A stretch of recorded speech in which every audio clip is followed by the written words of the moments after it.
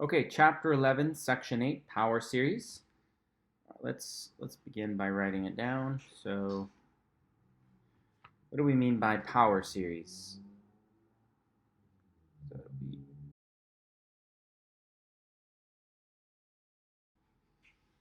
okay, so a power series is a series that has this form. Okay, so we will revisit a more formal presentation of what this is in a little bit. But for now, let's just dive right into it.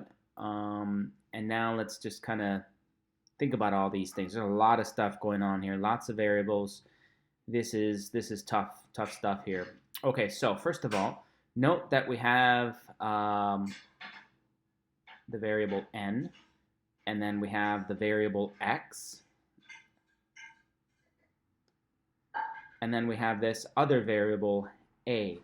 So there's like three variables running around, and so it makes it super duper complicated. Okay, so keep in mind that first of all, this is a very general description, right, of what this is. I mean, if you think back, for example, when we first looked at polynomials, for example, the general form of describing what polynomials are is a sub naught plus a sub 1 x to the first plus a sub 2 x to the second plus dot dot dot dot dot dot dot all the way out to a sub n x to the nth power, right? And this is some polynomial p of x, right? An nth degree polynomial just looks like this, right? And this is the general form of a polynomial. And it looks very intimidating until you realize that that's just the general form of describing polynomials.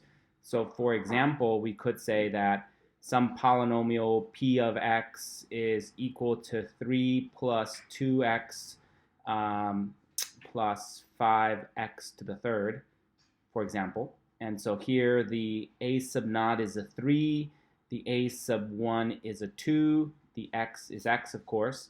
And now there is no x squared term, so what we could do is kind of expand this even more and say that this is 3 plus 2x plus 0 x squared plus 5x to the third power, right? And so including this extra term with a 0 in there makes no difference at all, right? And so we've seen that this is just an example of that. Okay, my whole point with this was that the general form is sometimes a lot more intimidating than it needs to be until you really kind of space it all out, parse it all out, and you see that it's not as bad as it needs to be. Okay, so don't let this scare you too much. Let's go ahead and expand this whole thing out and see what it means. And hopefully it won't be as scary anymore. So the first thing I want to do is kind of eliminate this term or expand that out so that we don't have to use it.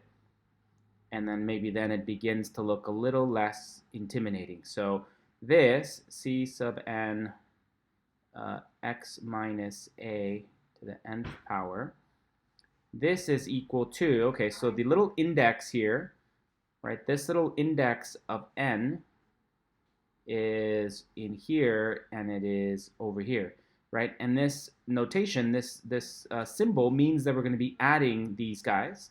So we're going to have a case of c sub 0, I'll put it in a second, x minus a to the 0 plus c sub 1 x minus a plus c sub x minus a.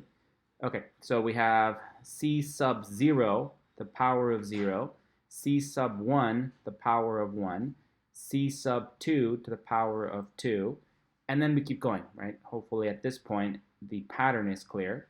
Dot, dot, dot, dot, dot, dot, dot.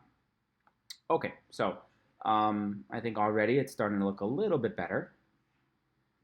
Okay, so now we have still some explaining to do here. What are all these c's? These c's are representing some sort of an equation that involves n, right? It's a function of n. That's why it's got this c sub n thing here. So it's not being explicitly defined in this most general expression of a power series. So what this means is that this is one of the series we've been working with so far. It's some sort of an equation in n. For example, we've been working on things that look like this. We have something like, say, ln n over n. N goes from 0 to infinity, right? This could be my c of n, right? It's some function in n. Do that again. Blended too much. This could be that c sub n. It's some function in n, for example. Okay, or what else have we been working with? We've been working with that, or maybe 2 to the n over n factorial, for example. It could be that guy. That's the c sub n. Or maybe it could be something like -1 to the power of n over n factorial. Could be this guy, right? Could be alternating. So this is what this c sub n represents. It's one of the series we've been working with. It's got a variable which is connected to this index, right? It's an index of this counting value here. And then to that, we're going to be including this extra term that's being raised to a power. Now, like I said, this is pretty complicated, so let's take this guy off for now. In the most general form, this a is going to be equal to some constant. Like, for example, it could be a 3.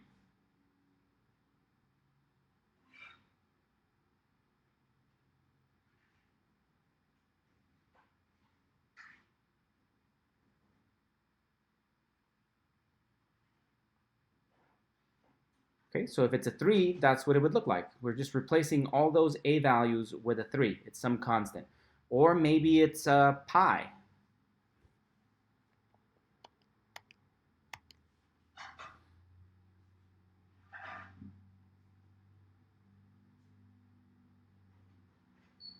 Right? So replace all those values of a with pi.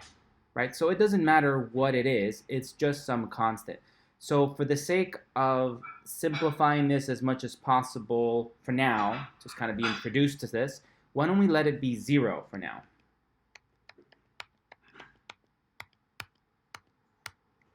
So if we let that constant equal to 0, 0, 0, and 0, then we have something that can be simplified even more, right? So this is in the case where a equals to 0, then we have a slightly more simplistic version of a power series, right? So it's like a subset of it, a simple case, right? So when a equals 0, we have that this sum as n goes from 0 to infinity of c sub n of x minus a to the power of n, that in the case when a equals to 0, then this thing simplifies to simply be n goes from 0 to infinity of c sub n and then x to the power of n, right? So we've just simplified things just a little bit for now. At least we've peeled off one of the variables for a minute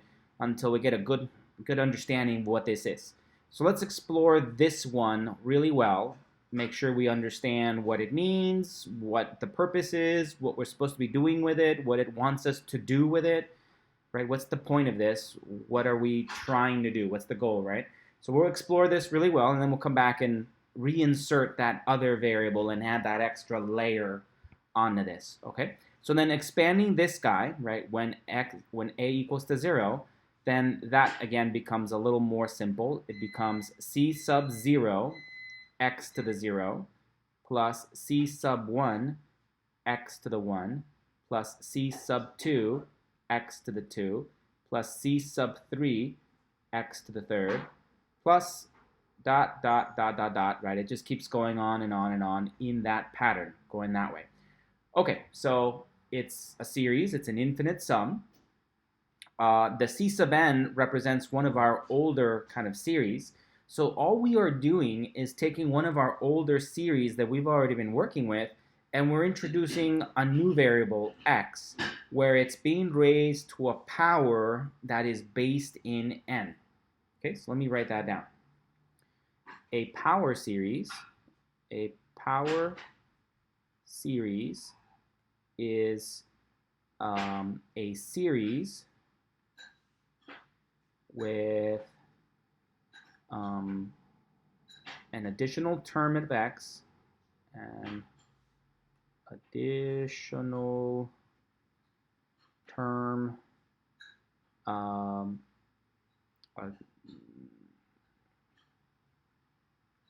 x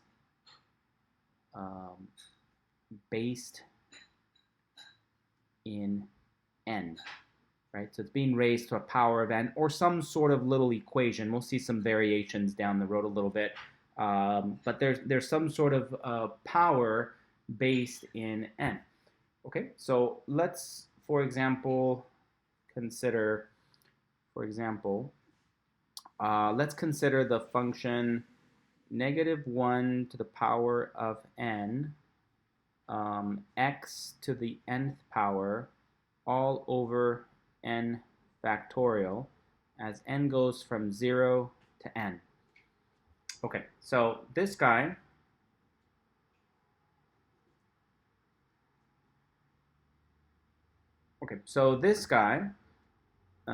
if we expand it out, let's think about what happens for various terms. So when n equals to 0, when n equals to 0, we're going to have -1 to the power of 0. Well, let's put all those guys in here. -1 to the power of blank, x to the power of blank, all over blank factorial.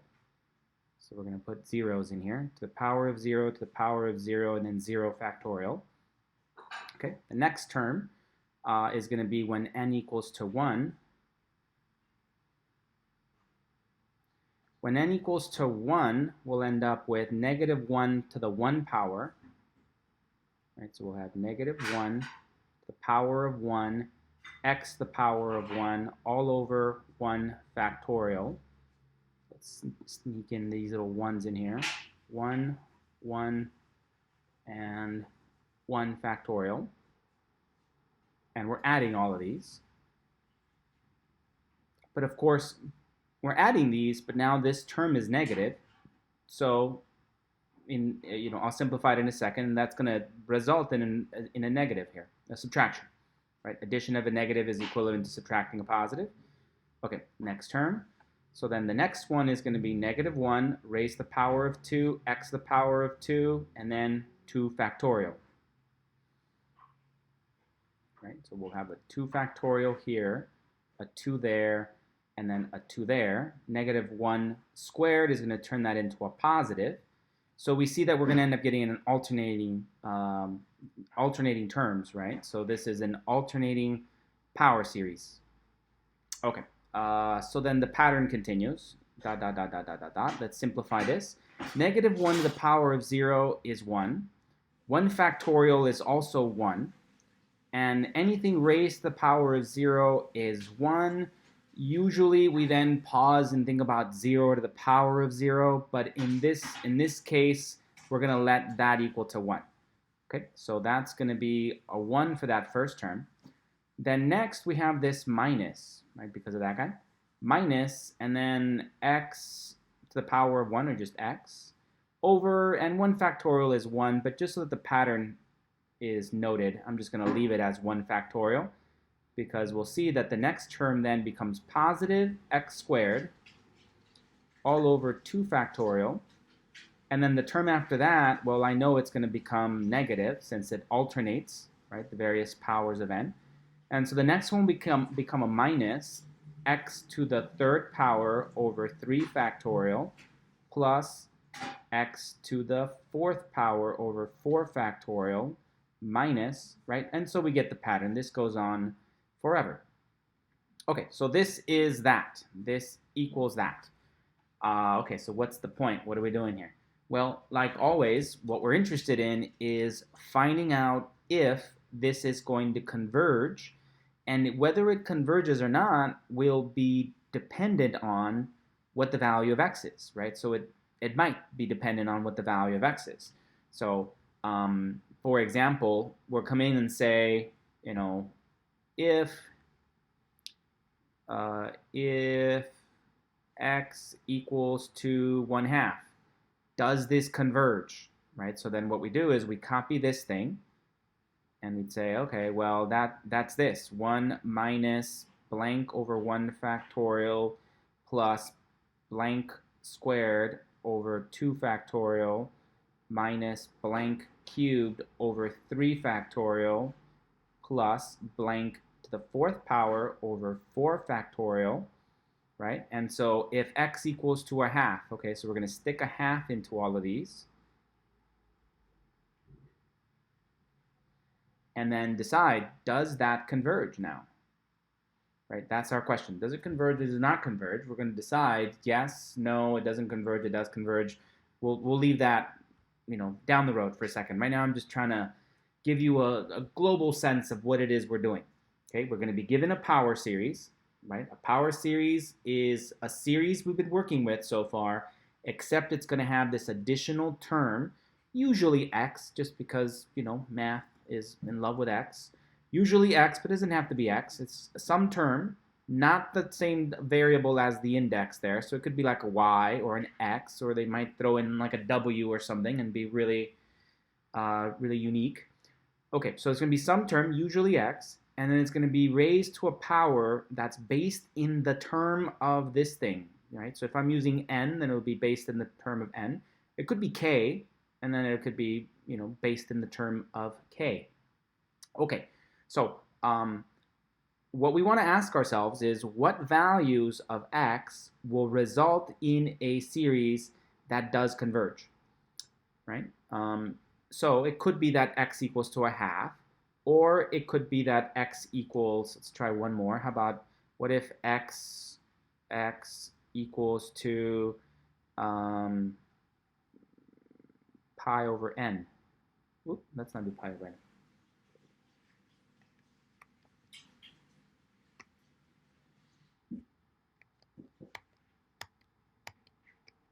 Could be that x equals to pi over 3. So now we come back over here, copy all these things, equals to 1 minus blank 1 factorial plus blank squared over 2 factorial minus blank cubed over 3 factorial plus blank to the 4th power over 4 factorial plus dot, dot, dot, dot, dot, dot, dot, dot. Okay, and so we come in here and replace the x with pi over 3, pi over 3, pi over 3, pi over 3, and we ask ourselves, does it converge? Yes or no? And if you're wondering, well, where did this 1/2 come from? Where did this pi over 3 come from? I just made them up. And the point is that what you're really going to be asked to do is to think about all possible values of x. We're going to consider all possible values of x. And we're going to determine which ones converge and which ones don't converge, right? That's the whole goal of this thing. And so since this variable x obviously is a variable, as I just described, the x is a variable, then what we've done is we've described a function in x, right? So another way to think about this whole thing here is that this is some function of x, right? So like the x could be that I insert 1/2 into here, and then that means that this guy is 1/2, which means that I expand it and I get this guy over here, and then the output to this whole thing is the sum, right? The sum, the infinite sum going out to infinity, right? So that's the function. Here's my input. My input is this 1/2, and then I punch it into this whole thing. And remember, there's this sum, this infinite sum that happens, and then the output is whatever that sum is, right? And it's a function, right? It varies. So maybe it's not 1/2. Maybe it's that pi over 3. Maybe I input pi over 3 into here, which means that x is pi over 3, which means that when I expand it, I get this crazy thing. And so the output of my function is going to be the infinite sum of all these terms, right? That's the range. This is the range of this function. And the things we input are the domain. Good? Okay, so in some very limited cases, we will be able to actually figure out the sum we get when we input certain values, right? So like if I put a 1/2 into here, we might be able to figure this out and get an actual sum, the infinite sum.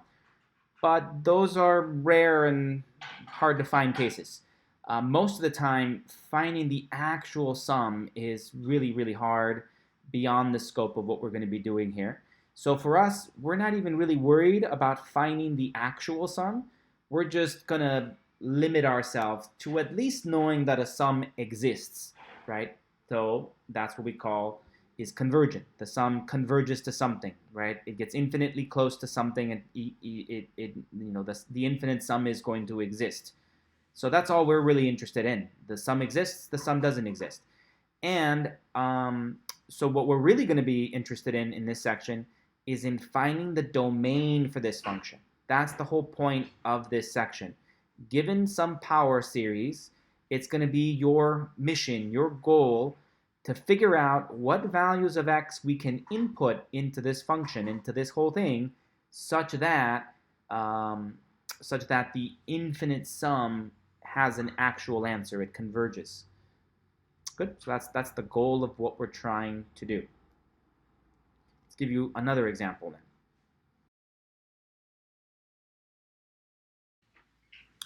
Okay, so for example, we could have something like this. F of x equals to the infinite sum of cosine n pi times x minus 3 to the power of n plus 1 all over n plus 1 factorial.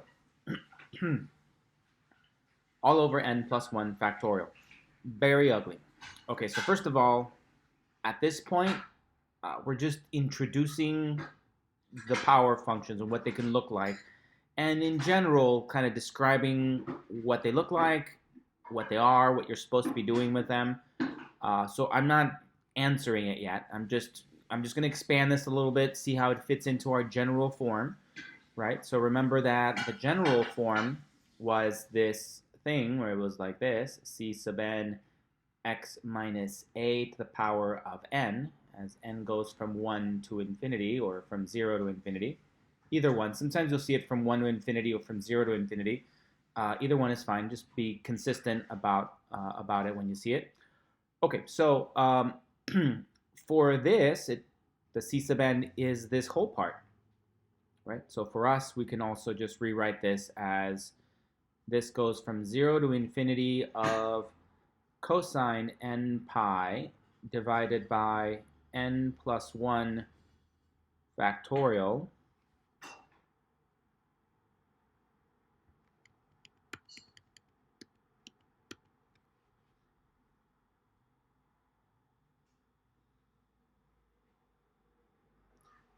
times the x minus 3 to the power of n plus 1. Okay, so here we see that this whole thing here is my c sub n, right? And then this guy here is the a from there, right? And then we have some function, so this is x minus 3 raised to the power of some function in n, where n is the index of this guy, right? Okay, so let's expand this a little bit more. Okay, when n equals to 0, we're going to have cosine of 0. Cosine of 0 is just equal to positive 1.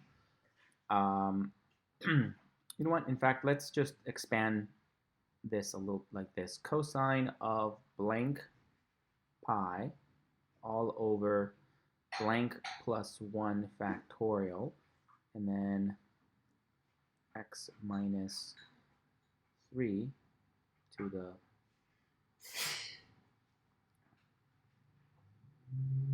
So when n equals to 0, we have 0 times pi, 0 plus 1 factorial, x minus 3 to the power of 0 plus 1.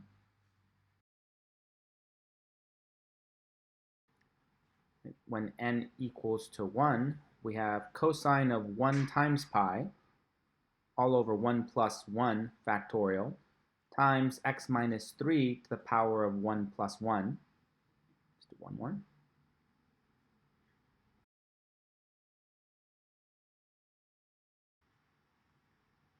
When n equals to 2, we have cosine of 2 pi all over 2 plus 1 factorial, and then 2 there.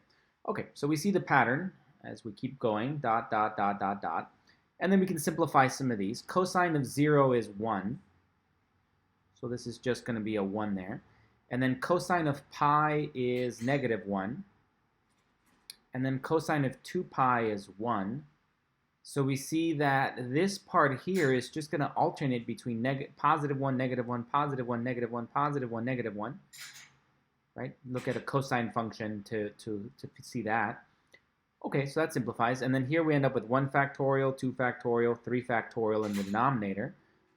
And so this whole thing can just simplify to having x minus 1, I'm sorry, x minus 3 to the power of 1 all over 1 factorial plus, minus, and then x minus 3 to the power of 2 over 2 factorial plus x minus 3 to the power of 3 over 3 factorial minus x minus 3 to the power of 4 over 4 factorial. So it turns out to be a pretty easy pattern to write down. Okay, all right, so now we think of this, right? These are all equal signs. This equaled this, and this equaled that. So we want to think of this as a function. Now it's a function in x. Right? So this is some function f of x equals this. And so now it varies depending on the value of x. So for instance, we could have x equals, what if x was equal to pi? If we input pi, right, this is the input here, input. We input pi.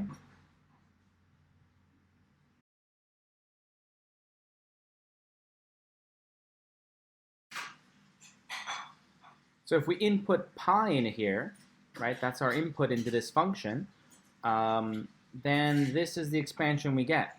And whatever this sum is, the final sum, that sum is our output. And like I said before, if we can figure out exactly what that is, then fantastic, go for it. But often that's really hard to do. So really all we're interested in this section is to answer, does it converge when you input a pi, right? And that's a yes or no question, right? Does it converge? Does, yes or no? Right? Converge. Does the sum exist? Converge. And then that's like a yes or no question. But that's just for one value, right? For pi, does it converge? Yes, it does. No, it doesn't, right? We'll figure out how to figure those things out in a little bit. But okay, well, what if it wasn't pi? What if we input the number 7? We input 7.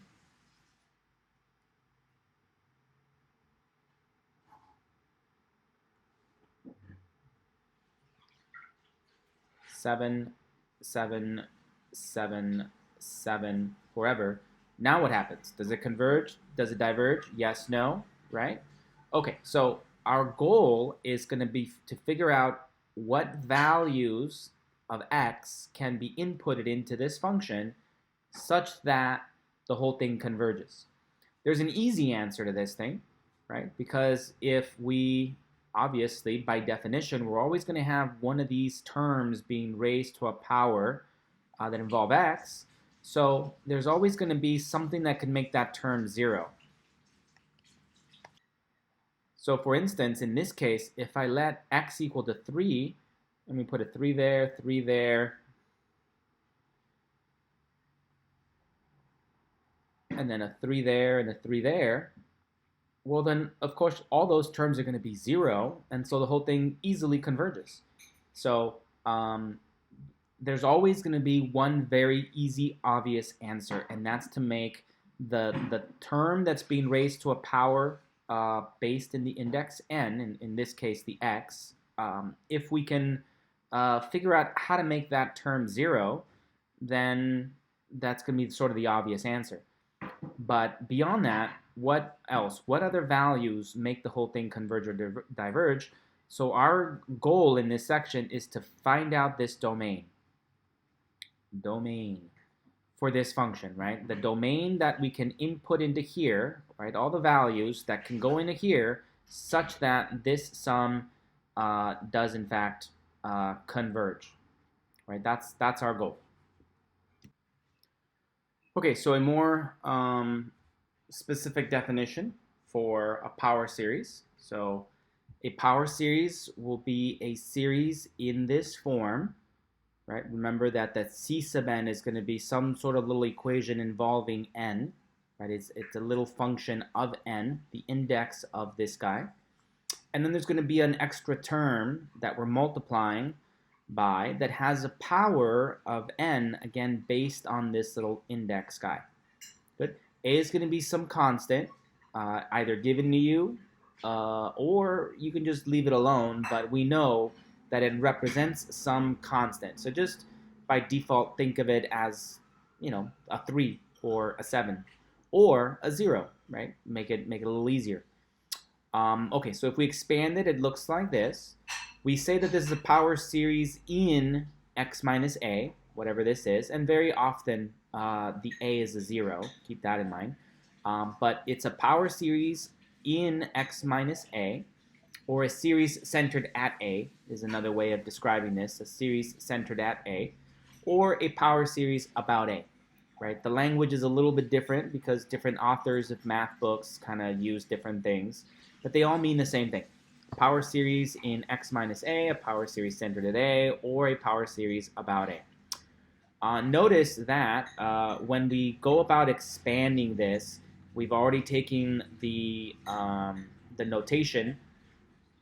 We've already taken the initiative to identify x minus a to the power of 0 as 1, even in the case when x equals to a, and thereby we end up with 0 to the power of 0.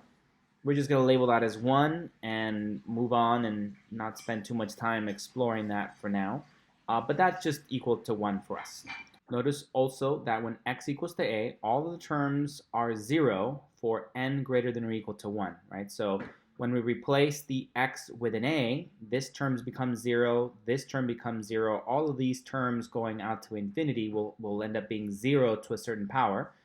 And so all of that will be 0, and so it'll just be equal to that initial value. So it'll definitely converge, right? Okay, so that's always sort of the boring answer. There's always going to be at least one value of x for any power series that will definitely converge. And that value will be whatever makes this term 0. Whatever value of x makes this term in here as 0. And so in this case, the way it's written, we would say whenever x equals to a, remember a is just some constant, doesn't change. So when x equals to that constant, that's when this term is going to be 0, and the whole thing converges. So nothing interesting about that one. That one's the obvious one. What we are interested in is, are there any others out there? And our goal is to figure them all out, right? Find the intervals within the real numbers for which this power series will converge. All right, let's start with a really simple example. Okay, example. Let's consider this function, f of x equals 2, and then we have n goes from 0 to infinity, and let's just have the real simple, straightforward power series that equals this. Okay, so note that if we compare it to our general power series, we have that this is n goes from 0 to infinity of c sub n x minus a to the nth power. Okay, so we're saying that for us, the c sub n equals to 1. for us, C sub n is just equal to 1, right? A 1 there, that's that C sub n. And that A, the constant A, equals to 0, right? And now it fits that general form there. Okay, so let's expand this a little bit and see what we got to play with. So f of x is equal to this guy, sum 0 to infinity of x to the nth power. So if we expanded that, we would end up with x to the 0 plus x to the first plus x to the second plus x to the third plus dot, dot, dot, dot, dot, dot, dot, dot, dot, forever, right? And x to the 0, well, we've already said that we're adopting that to be a 1. So it's 1 plus x squared plus x to the third plus dot, dot, dot, dot, dot, dot, dot. Okay, well, this looks an awful lot like a geometric series, right? The common multiple, right, in a geometric series, the difference from one term to the next is going to be a constant multiple. And in this case, that common multiple is x, right? So this is a geometric series with a common multiple of x. So let's refresh our memories on what the geometric series looked like. All right, so a geometric series was a series that fit this form, right? It's an infinite sum, 1 to infinity, of ar to the n minus 1 power. And when we expanded this out, it looked like this. Some constant plus the constant times r plus the constant times r squared, and so on and so forth. And that looks an awful lot like this, right? Where, in fact, the constant is just the number 1. 1 is our A. And the common multiple, right, from term to term is now x. So a geometric series, if you recall, converges as long as the absolute value of that common ratio, the common multiple, is less than 1. So in this case, we're going to get that as long as x, the absolute value of x, is less than 1, then we can know that this thing will converge. Okay, so this is a geometric series with multiple x. So f of x equal to the sum as n goes from 0 to infinity of x to the nth power will converge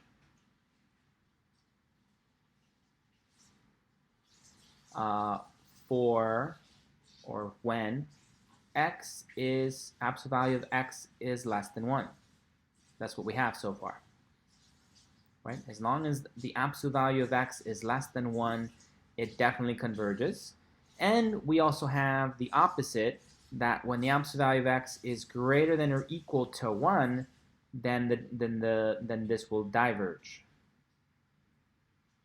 Diverge when the absolute value of x is greater than or equal to 1. Good? Okay, so if we were asked, well, what happens when we input a 7 into here? Well, 7 is, the absolute value of 7 is definitely greater than 1, so I know it diverges when this is a 7.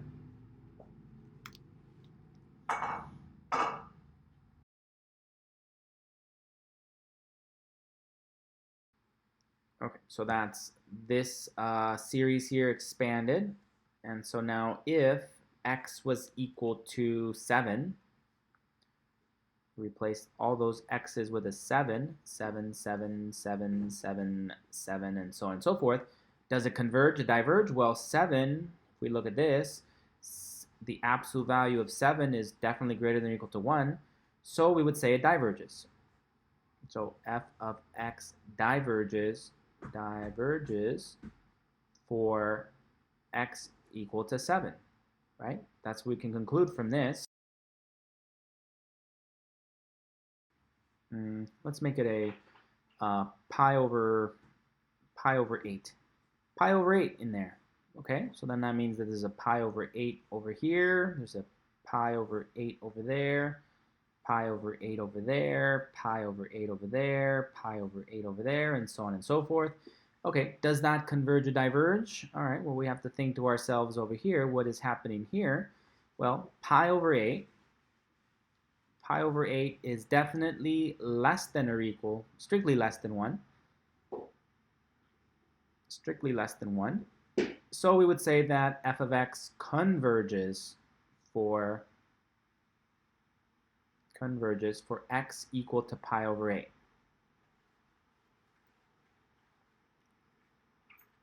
Converges for x equal to pi over 8. Okay, well that's just two randomly selected values. There's nothing special about them.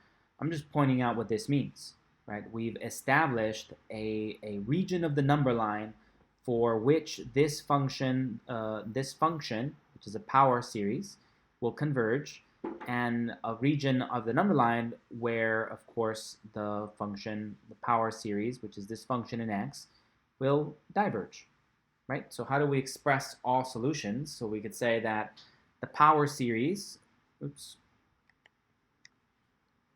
so our conclusion would be that this power series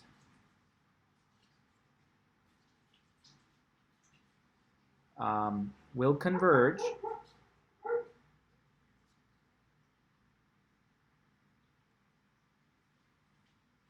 for absolute value of x is less than 1. And so the interpretation of that is that x is greater than -1, strictly less than 1. So somewhere in there, any value of x that's greater than -1 but less than +1, not inclusive of the endpoints, as long as you replace the x with any one of those values, like a pi over 8, like a 0.2, like a 1/10, as long as you replace it by something that's there. Also negatives, right? It could be -1/20th, for example, or -1 over e. That will also give you a value of x. If it's replaced by any one of those, will result in a value that will converge, a power series that will converge. And so will diverge. Will diverge for anything that doesn't fit that, right? So it's the absolute value of x is greater than or equal to 1, which means that if x is less than -1, if x is less than -1, right, anything over there, it will diverge. Or if x is greater than +1, it will diverge, right? Another way of saying that or putting all that into a number line, here is our number line for x. Here is 0. We would say that this power series will converge in this little domain there from -1 to +1, not inclusive of the endpoints. So it will converge in here, converge in there, but then it will diverge out here, including the endpoints. So let's put a bracket there to include the endpoints. Right, so this way going that way forever, this power series will diverge. And going over here forever this way, this power series will diverge. So if we pick any random number anywhere over here, say for example we pick -e. -e is over here. If I replace all those x values, if I come back over here and replace all of these values with a -e, -e, -e,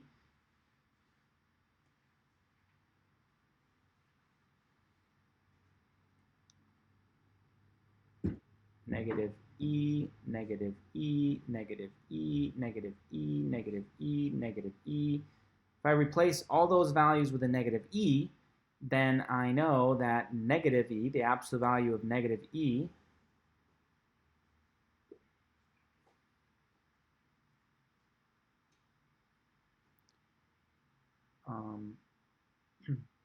the absolute value of -e, well, that's just equal to e, and that is strictly greater than 1.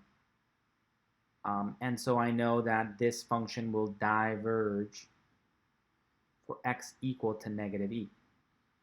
Good. So sometimes these results are presented in a graphical form like this, or they might be represented this way, where it kind of breaks down for the values for which it converges. Very often you're just asked to identify when it converges, and so sort of by default it would diverge for the rest. So very often this is all you see in the answer, the range for which it converges, right? By default, everything else is diverges. Furthermore, we do actually know one more thing about this series, because it's so closely related to, or in fact it is, a geometric series, right? Let's go back and look at this thing.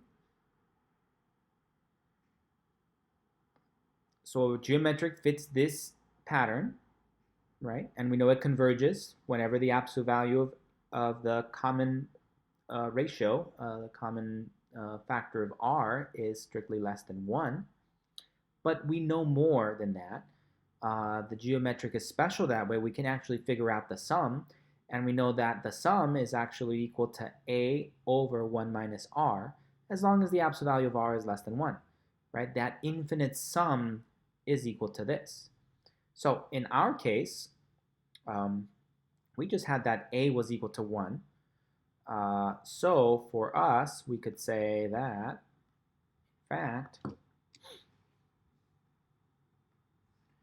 this power, this f of x, which is equal to this power series,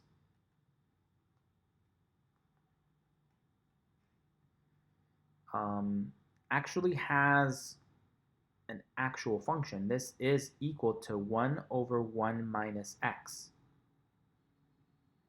Right? Keeping in mind that the a was a 1. Right? But this is only true as long as it converges, and so this is only for the range of -1 to 1, for x being between -1 and 1. We can also just kind of cut out the middleman here and say that f of x is this power series, but f of x is also equal to this. So this function, the function f of x equals to 1 over 1 minus x, is exactly equal to that, as long as x is in this range. Good. So not only do we know the range for when this power series converges, and that's about as much as we can usually figure out, the domain in which the power series converges. But in this special case, we know more than that. We in fact know the value, the sum of the infinite sum of those values, as long as x is within a particular range. Right? So for example, if, let's put, if x is equal to 1 over e, 1 over e is definitely a value inside here, right? And so if we had f of equal to the sum of, n goes from 0 to infinity of this, if we had f of 1 over e, which gives you this infinite sum, 1 to the power of 1 over e to the power of n, then this would also be equal to saying f of 1 over e equals to 1 minus 1 over e. So 1 over e and then 1 over e right in there. And so we could figure out what this is exactly, right? This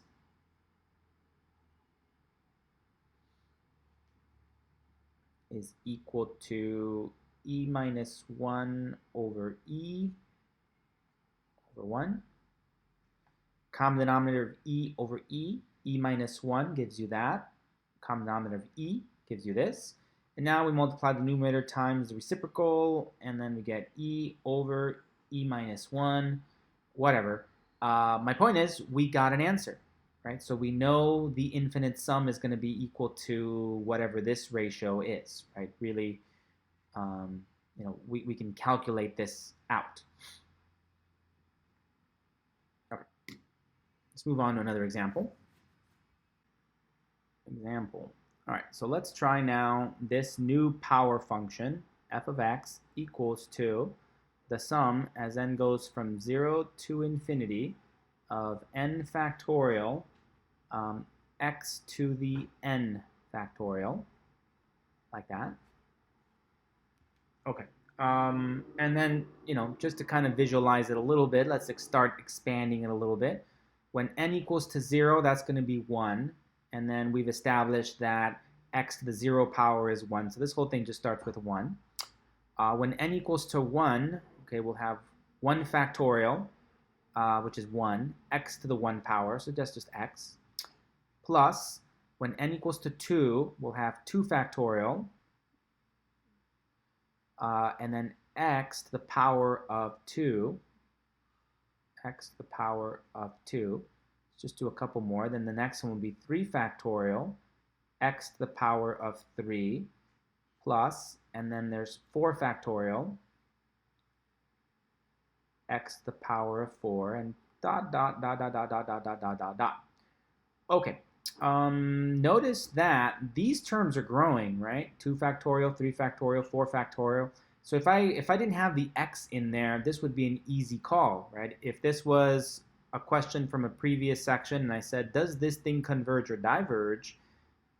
Then the test for divergence would easily tell me that this is definitely not going to converge. There's no way. This thing is just growing bigger and bigger and bigger and bigger. So if each of the terms are getting bigger and bigger and bigger, there's no way that the entire sum out to infinity is going to converge to some constant, right? Okay, but in this case, we do have this other term of x. So it kind of depends on the value of x, or we're going to see if the value of x will make a difference. Maybe it does, maybe it doesn't, right? But that's our goal. Are there any values for which this converges? Right? Are there any values of x such that this converges? To make f of x converge. Well, as I said before, there's one obvious one, right? The one that makes all of these terms 0, right? So the resounding answer is yes, there is. The easy answer is yes. Let's let x equal to 0. In this case, the x equals to 0 is the term that's going to make all of these guys 0, right? Note that f of 0 is going to be this. 1 plus 2 factorial something plus 3 factorial something squared something cubed dot dot dot dot dot dot dot dot. Okay, and so if we let x equal to 0, then we'll have a 0 in there, and then a 0 there, and then a 0 there, and all of these terms will go to 0 out to infinity, and so the whole thing will just add up to 1. And so yeah, it converges to 1 when x equals to 0. Boring, right? We already knew that one was going to be easy. Are there any others? Is there some other value? If I let x equal to 0.2, is that going to work out? If I let x equal to pi over 7, is that going to work out, right? Is there any value of x other than 0 that will make this whole thing converge? That's what we're after, right? That's what we're trying to figure out. So how do we do that? In this section, one of the most powerful tools you're going to get is the ratio test. We're going to use the ratio test all the time. Remember, the ratio test was this one. Okay, so here is the ratio test. So, right, if the limit as n goes to infinity of absolute value of a sub n over a sub n equals to L and it's less than 1, then the series is absolutely convergent, therefore convergent. Good. And if the limit as n goes to infinity of a sub n, absolute value of a sub n over a sub n, if the limit as n goes to infinity of the absolute value of a sub n plus 1 over a sub n equals to L, which is greater than 1, or if it doesn't exist, right, it doesn't converge to anything, then the series a sub n is divergent. Good, good, good. And then the tricky one, if this whole limit equals to 1, then the ratio test is inconclusive. So no conclusion can be drawn. You're going to have to kind of investigate those cases on our own. Okay, so let's go ahead and apply the ratio test. Okay, so we need the limit as n goes to infinity of the absolute value of and then we're going to have an a sub n plus 1 in the numerator and a sub n in the denominator. I often just jump to the denominator and put those in first, since this is going to be my a sub n. So I'll have an n factorial and an x to the nth power in the denominator. And now for the numerator, I just got to raise this to the n plus 1 power for each one of them, right? So we just got to consider n plus 1 in parentheses factorial, and then x to the power of n plus 1 in absolute values, right? So that's what we have to consider for the ratio test. Ratio test. And remember, my goal is to determine if this is going to be less than 1, greater than 1, right? And then ultimately, for what values of x is that true? Okay, so how do we simplify this guy? Remember that this factorial means that we're multiplying and then doing a countdown. So remember that 7 factorial is really 7 times 6 times 5 times 4 times 3, dot, dot, dot, dot, dot. So n plus 1 factorial is really equal to n plus 1 times n minus 1 times n minus 2, and dot, dot, dot, dot, dot, dot, dot. Keep counting down. However, starting at this point on, it's really just n factorial. So another way to describe n plus 1 factorial is to say that it's n plus 1 times n factorial. Right? This n factorial captures the rest. Good? Okay, so this guy then becomes the limit as n goes to infinity of the absolute value of, and we'll have n plus 1 times n factorial times, and now I'm going to break this down again into x times x to the power of n, right? Because, okay, we can put a little 1 there. And remember that when we have two numbers being multiplied with the same base, all we do is add the exponents, right? So x to the 1 times x to the n is the same thing as that. In fact, let's switch it around if it looks a little bit better. Let's get rid of that guy. So x to the n, and then we put a 1 there, right? The way we would simplify this is to add the exponents, and that's what that is. All right, and then the denominator, we're going to leave it alone. We have an n factorial, and we have an x to the n in absolute values. And so now we're ready to cancel some stuff. This will cancel with that. This will cancel with that. And all we have left is this guy and that guy.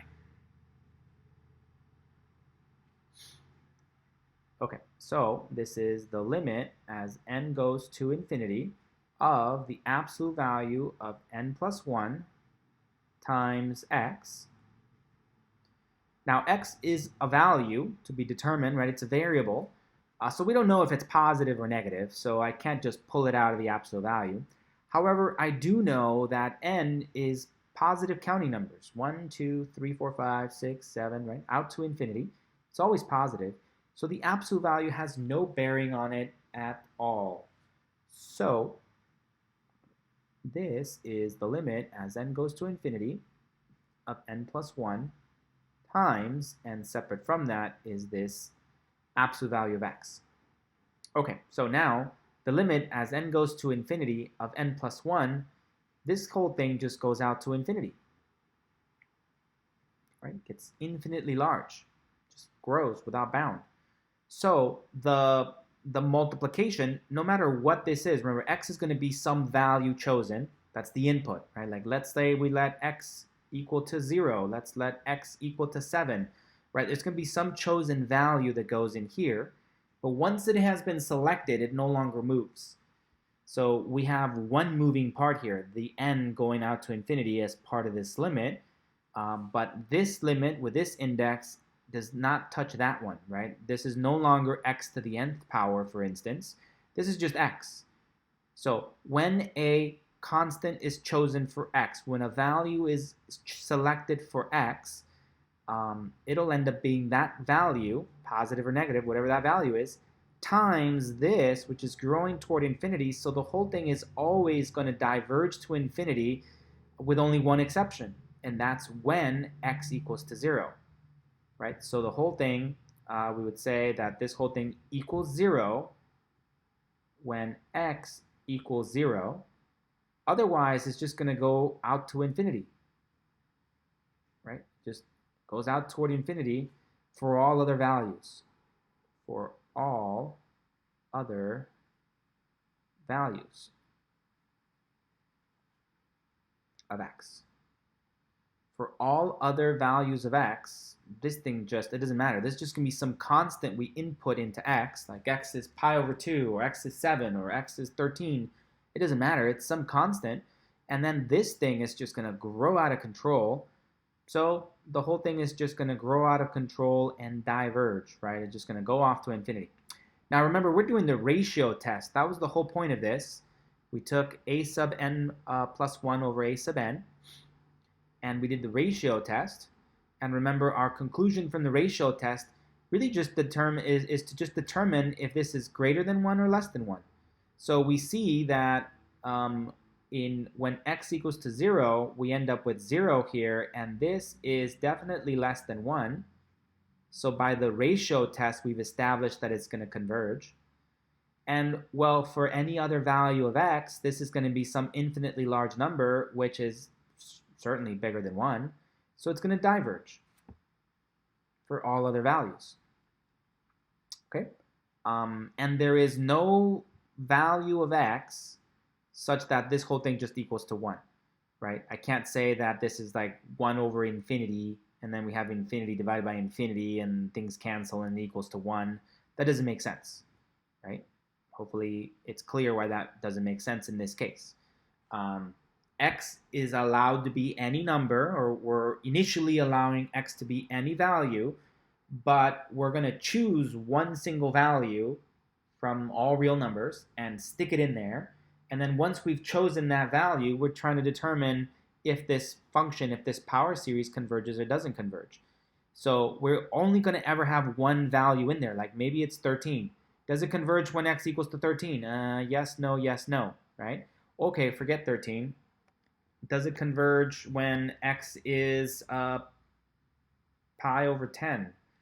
Yes, no, right? That's what we're trying to figure out. So it just doesn't make sense to say, let's let x equal infinity, right?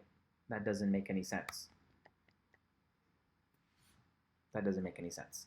And it wouldn't make any sense for someone to say, let x equal to 1 over infinity, and therefore this infinity and this infinity cancel, and now you have weird stuff happening. Yeah, so that doesn't make any sense. Good? Okay, so we've established that for this power series, this is the really boring kind. There's only one way to get it to converge. Let x equal to 0. That's the only way it converges, right? That's our conclusion here.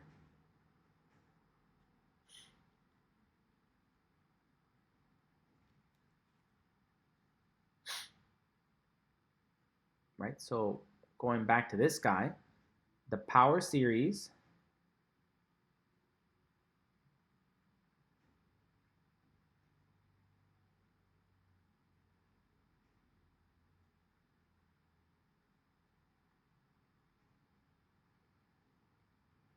converges for x equal to 0, right? Only. That's it. Okay, let's take a look at our results and how we present them, right? So back to the general power series.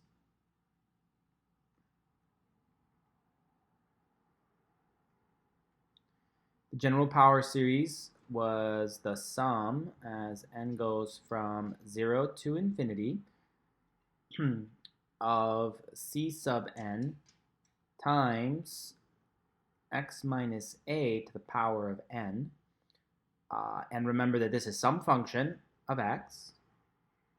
And we want to establish when is this going to converge, diverge. Okay, so first of all, number one, note that that f of a, when we replace the x with an a, is just going to be equal to c sub n. Well, c sub naught, right? The first term, right? So all these terms out here are going to become 0. That's the easy case. Good. Here, let's make sure that that's clear. So this would look like this: f blank equals to c sub naught blank minus a to the naught power plus c sub 1 blank minus a to the 1 power plus c sub 2 blank minus a to the second power plus dot dot dot dot dot dot dot dot dot. Okay, so if I replace that x with an a, we end up with this a. Okay, a minus a is 0 to the 0. We've established that that equals to 1. And then here we end up with 0 to the 1 power, 0 to the second power. So we've established that these are all going to be 0. And so the rest of these out to infinity just add up to 0. And the only thing that's left is just going to be that c sub naught, right? Okay, so that's one thing to note. Next, we're going to say that, okay, the domain,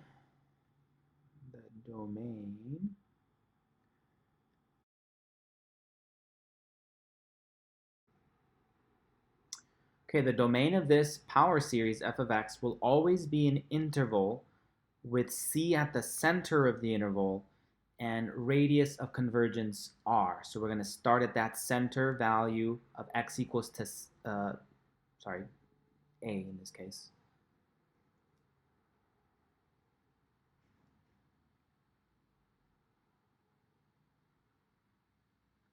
Okay, the domain of f of x will always be an interval with x equals to a at the center and radius of convergence r that extends in either direction around a, right? That's the way we like to present these. So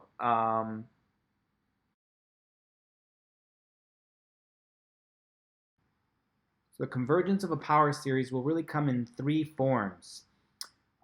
Form number one is going to be that x equals to a. That's that boring case where all these terms turn into 0, except for the first term is a 1, and so therefore we just get that constant c sub naught, and so this thing will converge.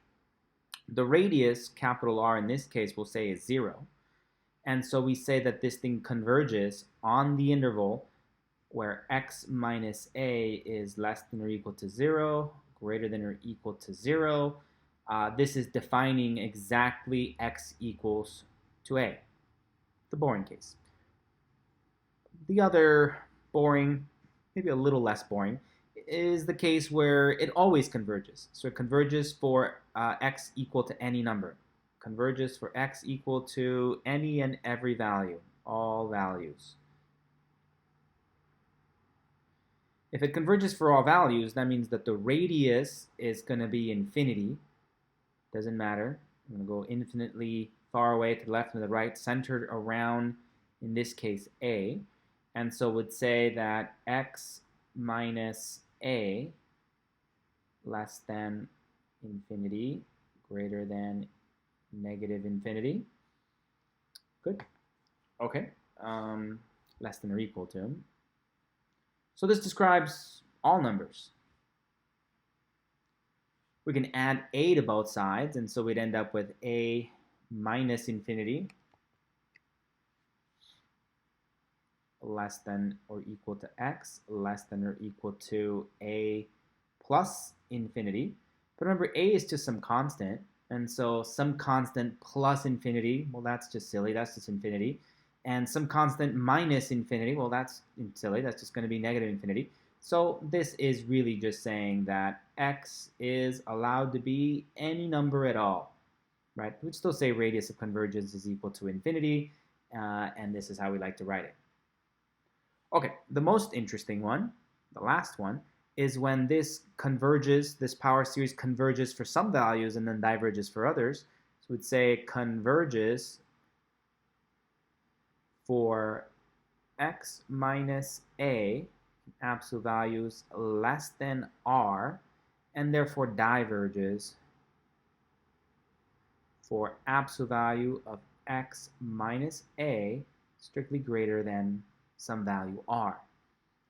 Okay, so when it converges for x minus a strictly less than some capital value r, that means that we can interpret this as negative r strictly less than x minus a strictly less than capital R. And we can always add a to both of these. So then therefore that means a minus r less than x less than a plus r. And so this is just an interval, right? This is just describing an interval. We'd say that the power series is converging when x is in the interval from a minus r to a plus r. Good. So it's an interval where the center of this interval is a. Right? That's why we said up here that when we present these answers, the center of the interval will always be a, will always be an interval centered around x equals to a, and some radius r. So that radius could be 0, meaning that there's only one answer. X equals to a is the only answer. Or it is all values, r is infinity, it's the entire number line, or it's some interval, like this one. So on a graphical, if you want to do like a graphical description of these answers, well, these two are so easy that they're kind of silly. So here is the number line, here's 0, and we're saying that the answer, the interval of convergence, is just x equals to a. And now it could be that it could be positive or negative, we don't know. So, you know, without loss of generality, I could just say it's this one. So it just represents a dot at a, right? That's the answer. X equals to a is the solution. So it's such a weird graph that we don't really bother doing it that way. And so is this one. So here's the other one for option B here, that the interval is all real numbers. Well, it's all of them. So it's everything, right? From negative infinity to positive infinity. Let's toss in that 0 again. From negative infinity to positive infinity, it's everything. So again, it just looks a little silly. So we usually don't bother doing the number graph for these two. But for this one, we sometimes see it that way. So we could have a number line for x. And so what we're going to see is that we get an interval like this one, centered at a. So we'll have maybe an interval that looks, say, something like that, where the center of it would be a. And then this point over here would be a minus r, whereas this point over there is going to be a plus r. Okay? All right. Now, what about the endpoints? We don't know anything from the endpoints. Remember that in order to, so we have to figure out what to do with the endpoints. We have to test them individually. Right? So must test the endpoints.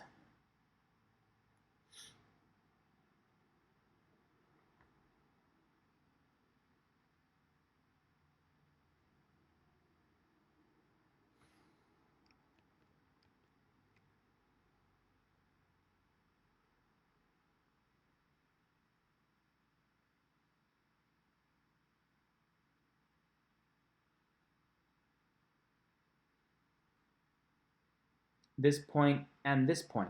It could be that we include that endpoint or not include it. Could be we include this endpoint or not include it, or any combination of any of those, right? But when we figure it out, whether to include or not include the endpoints, then we'd say that this is the interval of convergence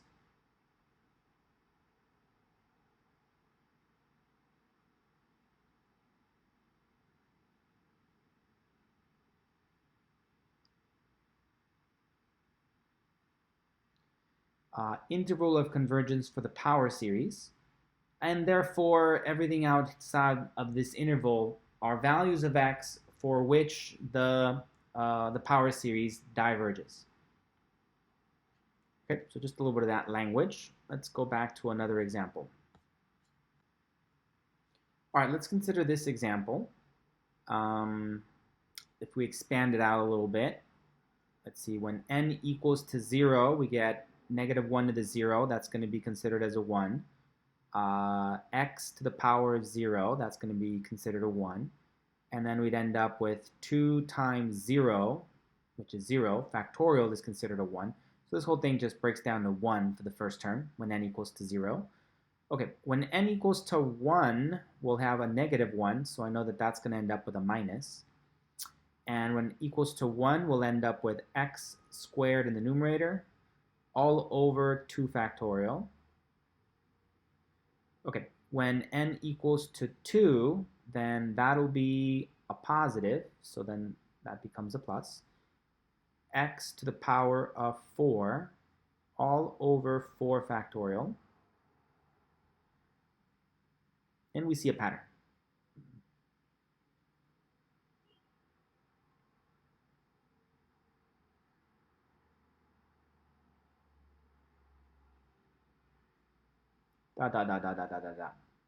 Okay. Does this converge? Does it not converge? Well, the answer is, well, let's explore what happens with various values of x. We already know the boring one. If x equals to 0, well, then it definitely converges. It converges to 1, right? If all of these terms are 0. But is there something else? Is there something more interesting? Okay, so to figure out whether or not this converges or diverges, let's use the ratio test. Ratio test. Okay, so we're going to look at the limit as n goes to infinity of absolute value of this thing. So I usually just go ahead and put it out in the denominator first. -1 to the power of n, x to the 2n, divided by 2n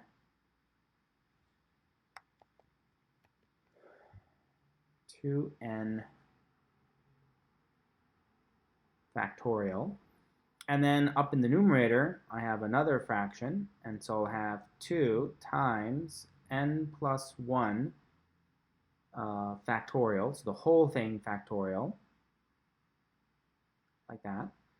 And then in the numerator, I have -1 to the power of n plus 1, and then x to the power of 2 times, and then n plus 1.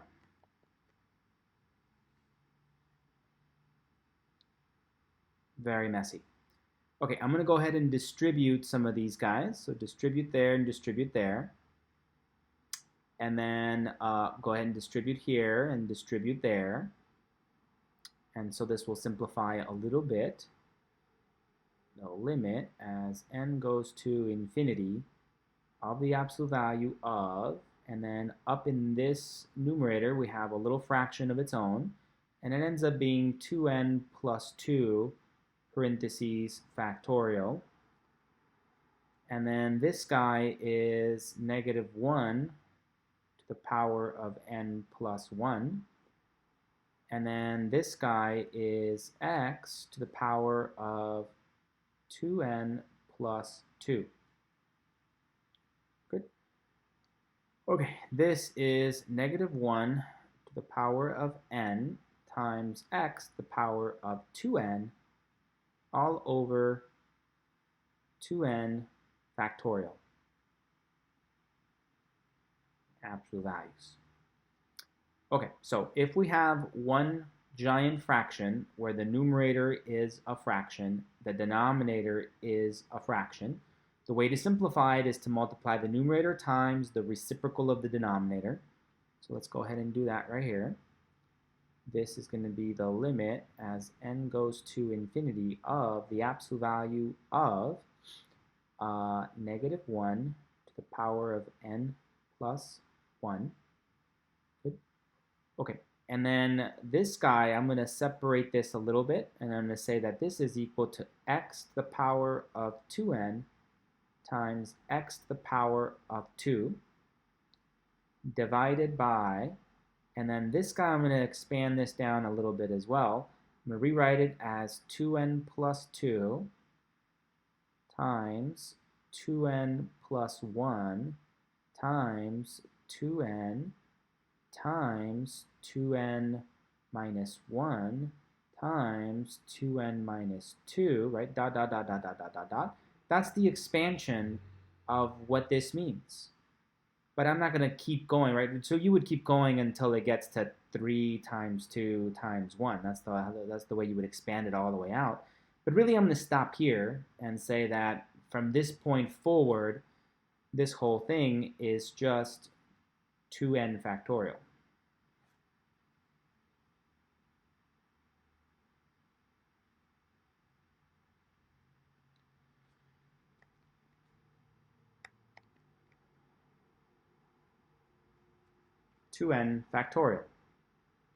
Okay? All right, now in the denominator, so all of this was just this numerator. I just expanded it a little bit. But now I want to multiply that whole thing times the reciprocal of the denominator, which ends up being 2n parentheses factorial divided by this guy, which is -1 to the power of n, x to the power of 2n, all of that inside absolute values. Okay, so now we're ready to cancel some stuff. So all of these terms were equal to this, and then this gets canceled by that. And then this term gets canceled with this term. So this one survives, x squared survives. And we have this term, this one, and this one. So let's rewrite those. After some cancellation, we end up with the limit as n goes to infinity of -1 to the power of n plus 1 times x squared divided by 2n plus 2 times 2n plus 1 times -1 to the power of n in absolute values. Okay, well, this term is just going to oscillate between -1 and 1, -1 and 1, -1, same as this one. And because of the absolute values, really they're just going to become 1. Right? So it doesn't matter. The only thing that we get from this is this guy, which is always positive. And then remember, n is positive counting numbers. 1, 2, 3, 4, 5, 6, 7, right? So this could never be a negative number, and this could never be a negative number. So we can simplify all of this by getting rid of those absolute values and saying that this is just equivalent to x squared over 2n plus 2 times 2n plus 1.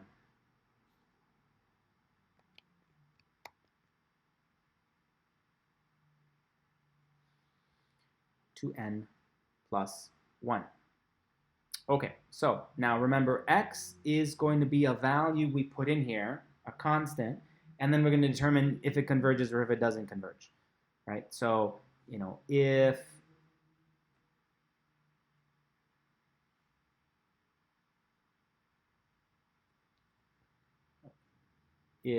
x equals to 7, does that converge or does it not converge? Yeah, because we'd end up with 49, and then the denominator is growing to infinity. So if x equals to 7, we would end up with 49 over something that's shooting toward infinity. So the whole thing goes toward 0. Good. All right, well, the 7 was just an arbitrary choice. What if it wasn't 7, it was 7,000? Okay, well, the numerator would be 7,000 squared. 7,000 squared, yeah, a big number, but not as big as the denominator. That denominator is growing toward infinity. So still, even though it's a big number, as the denominator grows toward infinity, the whole thing still grows to 0, right? It could be a negative number. When we square it, we get a positive number. It doesn't matter what it is. The numerator is just going to be some constant, right? Once the x value is chosen, whether it's a small number, a big number, a positive number, a negative number, it doesn't matter. It's always going to be some constant that doesn't move. And the denominator is getting bigger and bigger and bigger and bigger. So this is a case where no matter what value we choose, the whole thing is just always going to go to 0. right? This limit equals 0 for any value of x.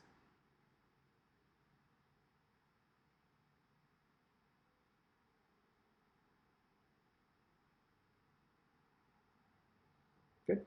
And remember, we're doing the ratio test. The ratio test was if you do this limit of a sub n,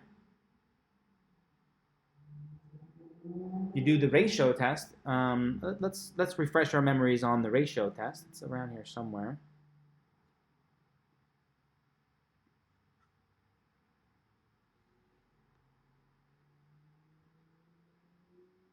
Ratio test. We took this limit, and then if it's less than 1, then we know the series is absolutely convergent, therefore convergent.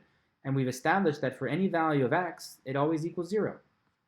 So we've established that because it's 0, which is less than 1, by the ratio test, this whole thing is absolutely convergent for any value of x, therefore convergent, right? So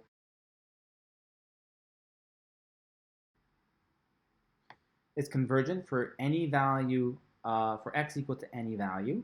So here we'd say the value of r, the radius of convergence, r, is equal to infinity, right? And so the interval of convergence, so this is radius of convergence, is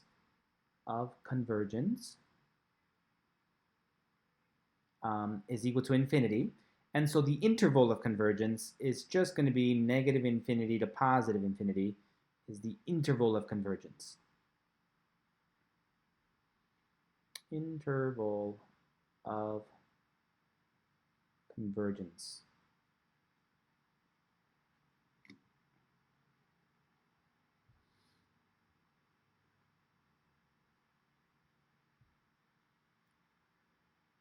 Okay, so when you are doing your homework, look at the power series presented to you. Maybe do a quick little expansion and kind of get a good sense of what that series looks like.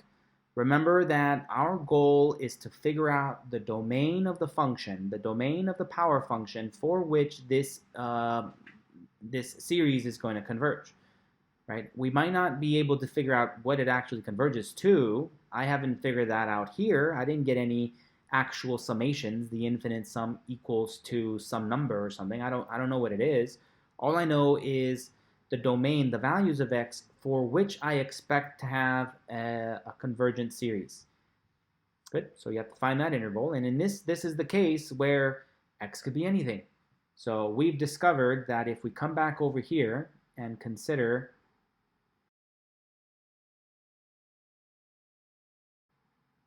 So we've discovered that if we come back here to this guy and we figure out, and we input any value of x, it's always going to converge. That's what this is saying.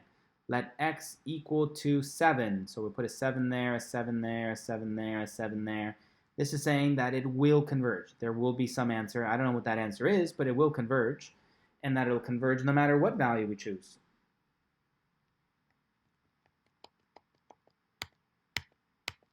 We could let this be equal to pi over 2, pi over 2, pi over 2, pi over 2, pi over 2. No matter what it is, it will converge, right? Because we've established that the interval of convergence is all real numbers, from negative infinity to positive infinity. All right, let's try another one. All right, let's take a look at some of the exercises in your homework. So let's start off with something in the low values here. Find the radius of convergence and interval of convergence for these series. Okay, so let's start off with number 4. The infinite sum, as n goes from 1 to infinity, of negative 1 to the nth, x to the nth, all over the cube root of n. All right, so let's try this one.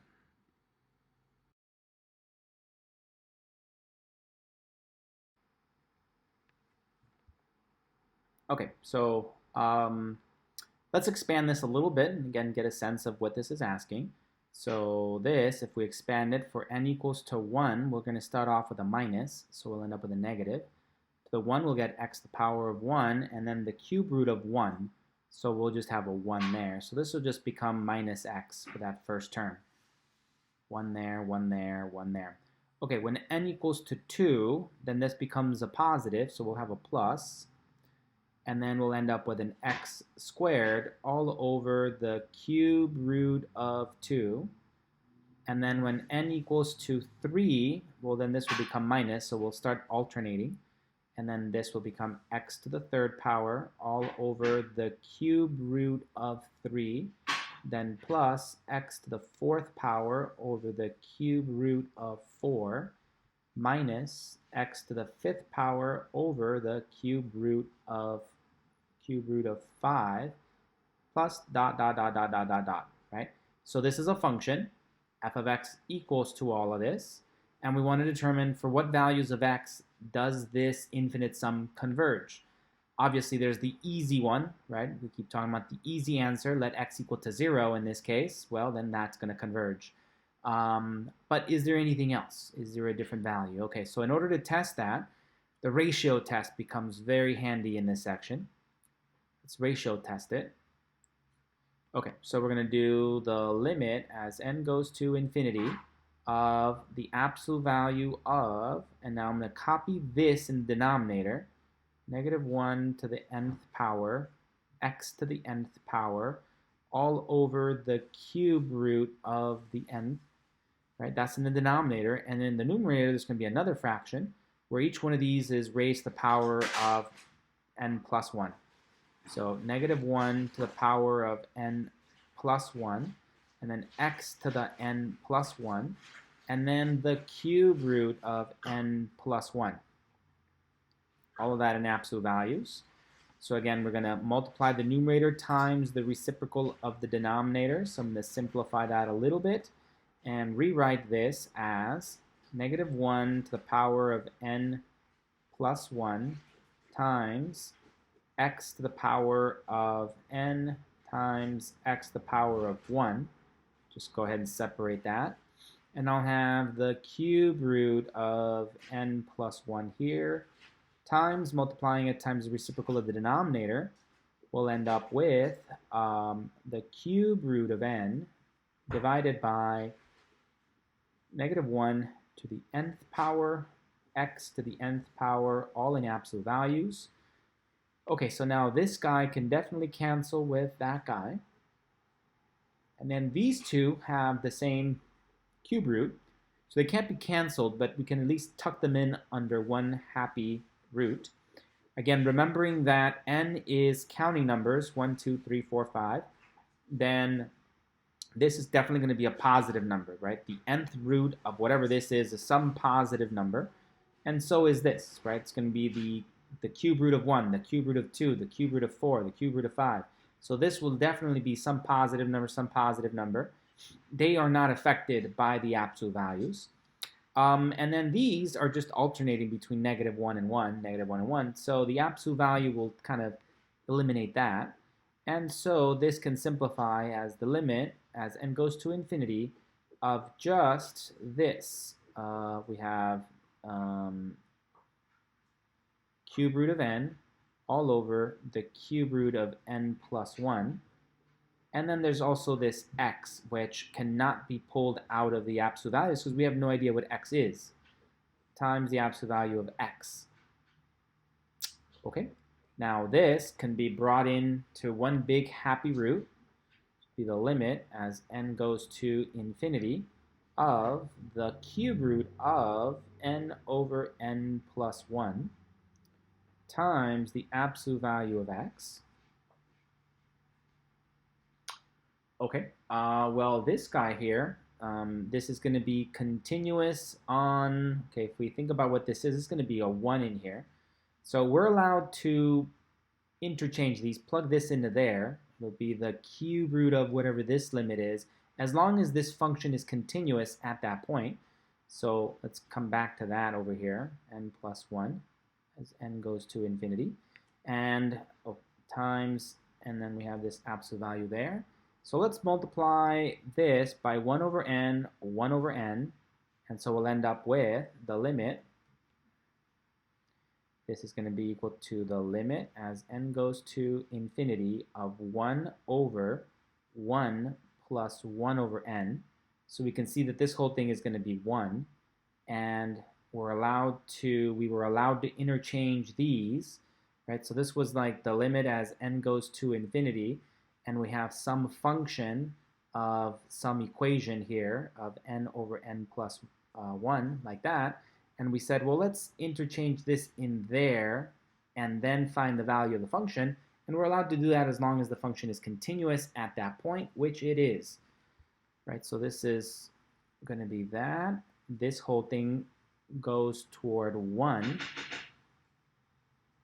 And so we end up with the cube root of 1 times x. And so we just end up with the cube root of 1 or just 1. This whole thing is going to converge to simplify to just give you this, the absolute value of x. And so remember that the ratio test is going to have that this is less than 1. If this is less than 1, it converges. And of course, then that means that if this is strictly greater than 1, it diverges. But then when absolute value of x is equal to exactly 1, we don't know. So we're going to have to think about what that means. And so that means that there are two cases here to consider, x equals to positive 1 or x equals to negative 1. Those are the two separate little side cases that we're going to have to consider for this question. Okay, so let's go back to the original one. Coming back up here, if we let x equal to 1, so we have the sum as n goes from 1 to infinity, and we have negative 1 to the power of n all over the cube root of n. And so if we let x equal to 1, let's put when x equals 1, we really end up with a 1 to the power of n. And 1 to the power of n is always going to be 1, so it's, we don't even really need it. So it's just not included into that. So that's what it looks like when x equals to 1, Okay, so how do we figure out what this is? Well, it's alternating, right? This is equal to 1 is negative, so negative 1 over the cube root of 1, which is 1. So it's just going to be negative 1 to begin with.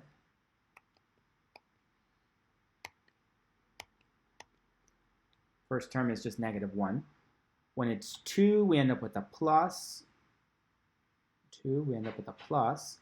And then we end up with 1 over the cube root of 2 minus 1 over the cube root of 3 plus 1 over the cube root of 4, and so on and so forth. So it's alternating. So let's do the alternating series test. So let's refresh our memories of what that would look like in order to be able to have the alternating series test.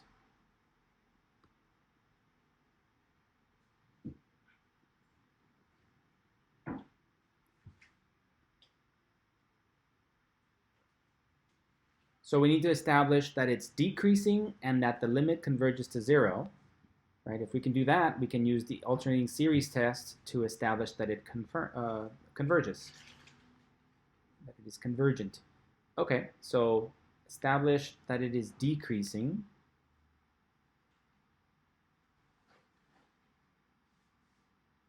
So let's see, we have 1 to infinity. We have this negative 1 to the power of n times 1 over, and I'm just going to rewrite this as this, n to the 1 cubed power.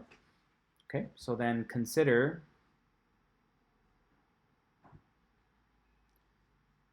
f of x, well, let's get rid of f of x.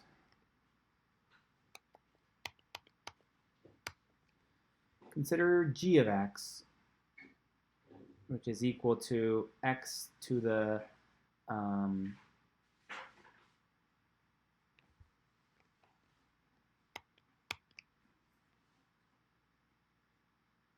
1 over x to the 1/3 power, which is equal to x to the negative 1/3 power. So this is continuous on positive numbers, right? And so therefore this whole thing, 1 over this, would be continuous except at 0, right? So we're just going to ignore 0, and that's okay because n equals to 1 and beyond anyway. So now let's take the derivative of this function. Well, then the derivative would be negative 1/3 x to the negative 1/3 minus 1, which then gives you negative 1/3 times x to the power of negative 4/3.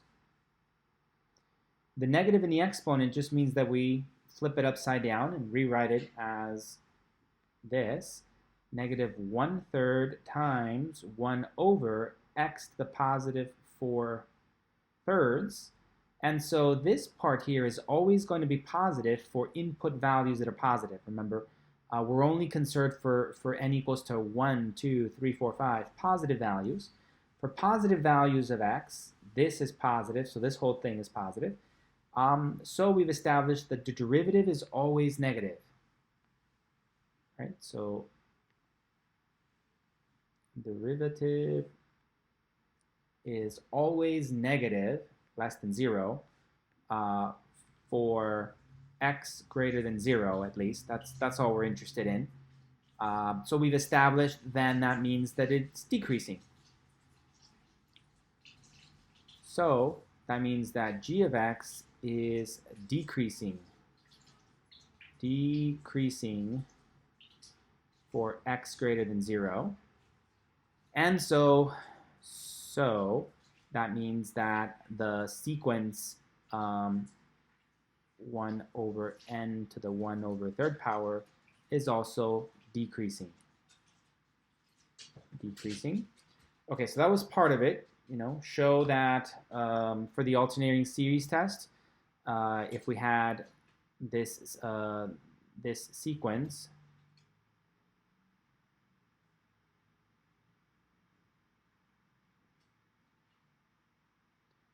we needed to show that this part was decreasing, that b sub n k plus 1 was less than or equal to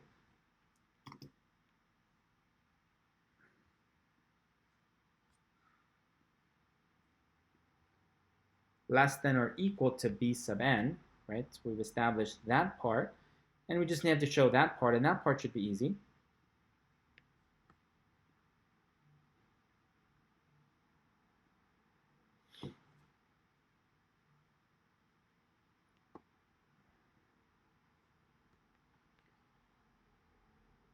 B sub n. So now we just have to show that the limit as n goes to infinity of 1 over n to the 1/3 power is going to go towards 0, which obviously it does. This thing's getting larger and larger and larger. And so the whole thing grows towards 0. So that part's easy. So we're done. So by the alternating series test, it converges. Both parts have been satisfied.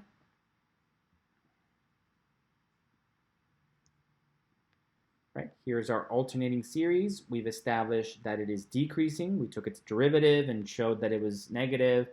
Therefore, the function is decreasing. Therefore, our b sub n value in this case is also decreasing for all n. And we've also shown that the limit as n goes to infinity of that b sub n goes to 0. Therefore, we've established by the alternating series test that this converges. So coming back up to this guy, by converges by the alternating series test. Alternating series test. Good. Establish that it's decreasing and that the terms are heading towards 0, so it converges. Okay, and that's when x was equal to 1. What about when x equals to negative 1, right? That's the other value to consider. We've established that it converges for this one. What about for the other one? So let's go back over here and see what happens. When x equals to negative 1, what do we get? when x equals -1, we have 1 to infinity, -1 to the n, x to the n, all over the cube root of n.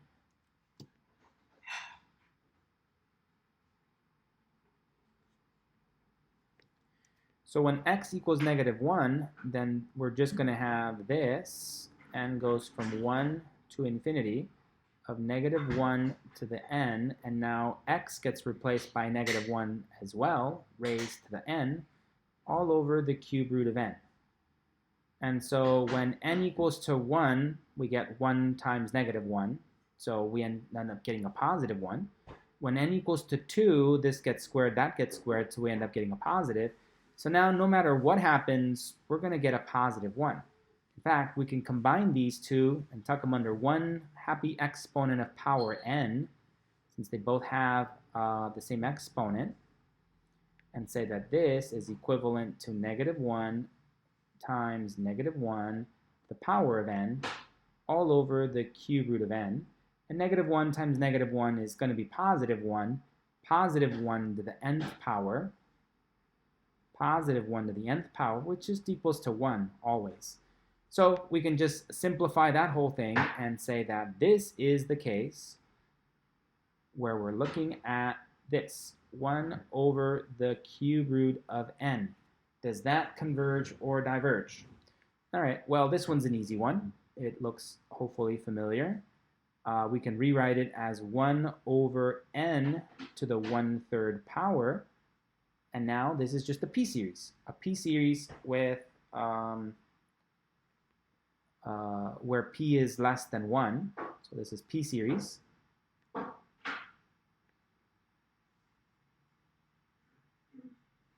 Right, let's refresh our memory what the p-series was. P-series meant that we had a series that, here we go. The p-series is going to be something that fits this form, a sum from 1 to infinity of 1 over n to the power of p. So if p is strictly greater than 1, then it converges. And if p is strictly less than or equal to 1, then it diverges. And in our case, we have p equals to 1/3. Therefore, we know it's going to diverge. Right? This is a p-series with p equal to 1/3. So diverges.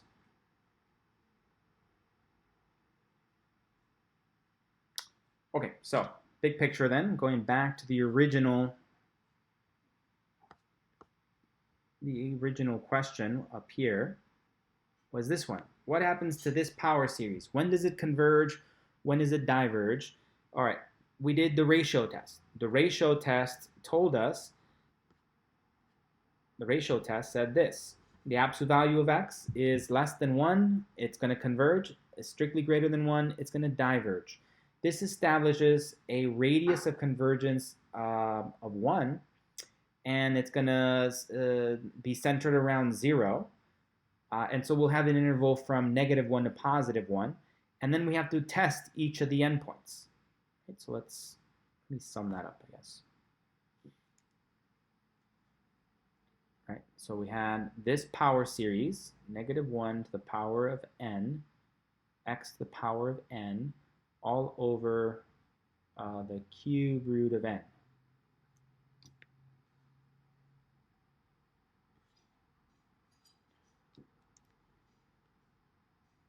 N goes from 1 to infinity. Okay, so by the ratio test,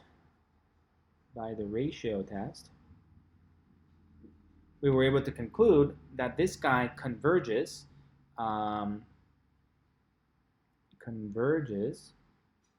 for x less than 1, right? Which means that the radius of convergence capital R equals to 1.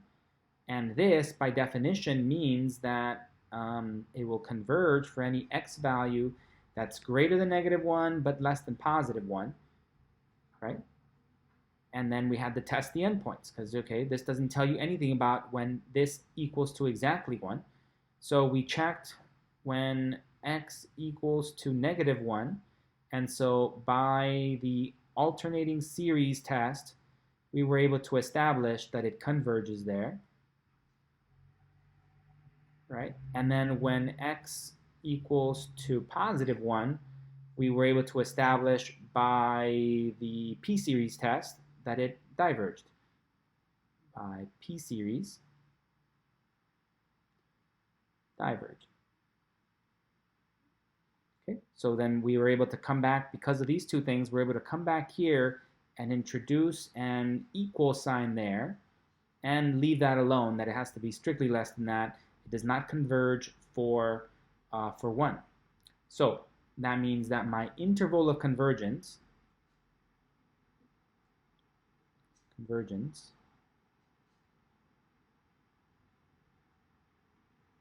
is equal to this one.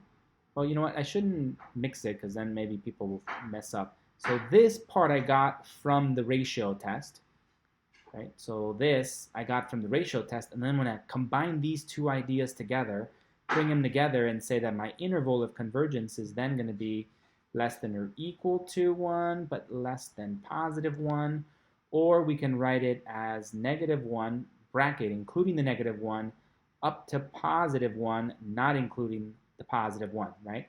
So this power series converges for x's inside this interval. So the power series n goes from 1 to infinity of negative 1 to the n, x to the n, all over the cube root of n, converges for x between, well, okay, we like to use this other notation in math. Probably get used to it. This little symbol that means an element of. For x being a member of, an element of this set, from negative 1 to 1. Or you can just write it out and say x being inside this interval.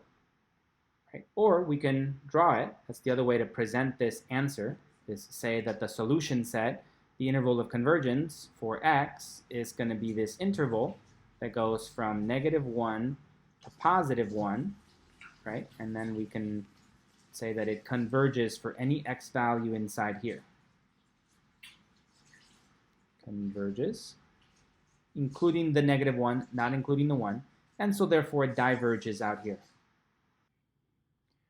Okay, so we have negative 1 to the power of n all over 2n minus 1 times 2 to the nth power times x minus 1 to the power of n. So let's just expand these for a couple of terms and see what it looks like.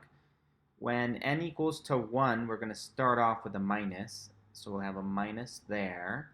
And then this will be a power of 1 there. When n equals to 1, we'll have a 2 minus 1, which will be a 1 there. And then will be a 2 here. So the first term will be negative 1/2 times x minus 1. The next term will be positive. When n equals to 2, we'll end up with a positive. And then 2 gives us 4 minus 1 is 3. So we'll get a 3 times 2 squared, and then 1 there, and then x minus 1 to the power of 2.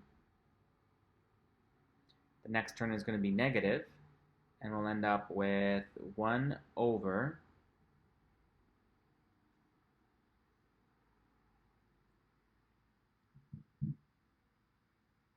5 times 2 to the third power.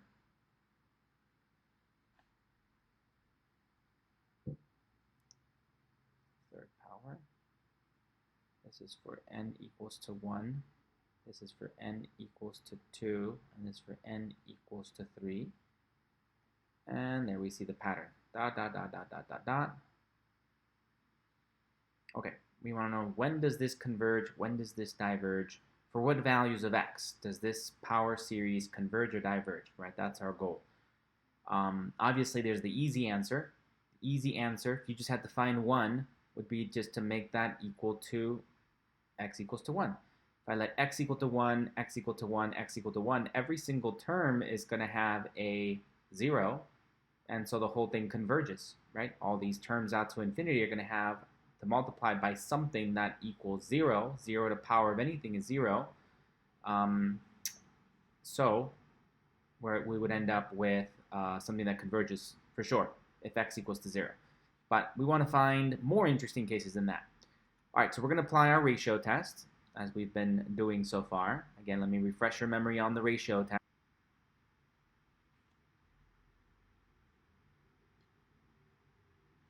Ratio test, right? The limit, if the limit as n goes to infinity of the absolute value of a sub n plus 1 over a sub n is equal to L, which is strictly less than 1, then we know that that series is absolutely convergent, therefore convergent. Otherwise, if that limit L is greater than 1, then we know, or if it doesn't exist, then we know that that series is divergent. The only place where we don't really know what happens, or it's inconclusive, is when that limit leads to exactly equal to 1. Okay, so let's apply that here. We're going to do the limit as n goes to infinity of the absolute value of, okay, and then I do a giant fraction, and I usually just copy this thing there, and I'm going to copy it this way to the nth power, and I'm just going to go ahead and put that in the numerator, and then that's x minus 1 to the power of n divided by 2n minus 1 times 2 to the power of n. Good. So that's in my denominator. And now in my numerator, I got to change all of these guys. It's going to be a fraction itself, but all those n values are going to be n plus 1. So it'll be 2 times n plus 1 minus 1 times 2 to the n plus 1 power. And that's in the denominator there. And then up here, we end up with negative 1 to the power of n plus 1. And then x minus 1 to the power of n plus 1. Okay, very messy looking. All of this is inside the absolute values. Okay, so don't forget that this is the giant fraction here.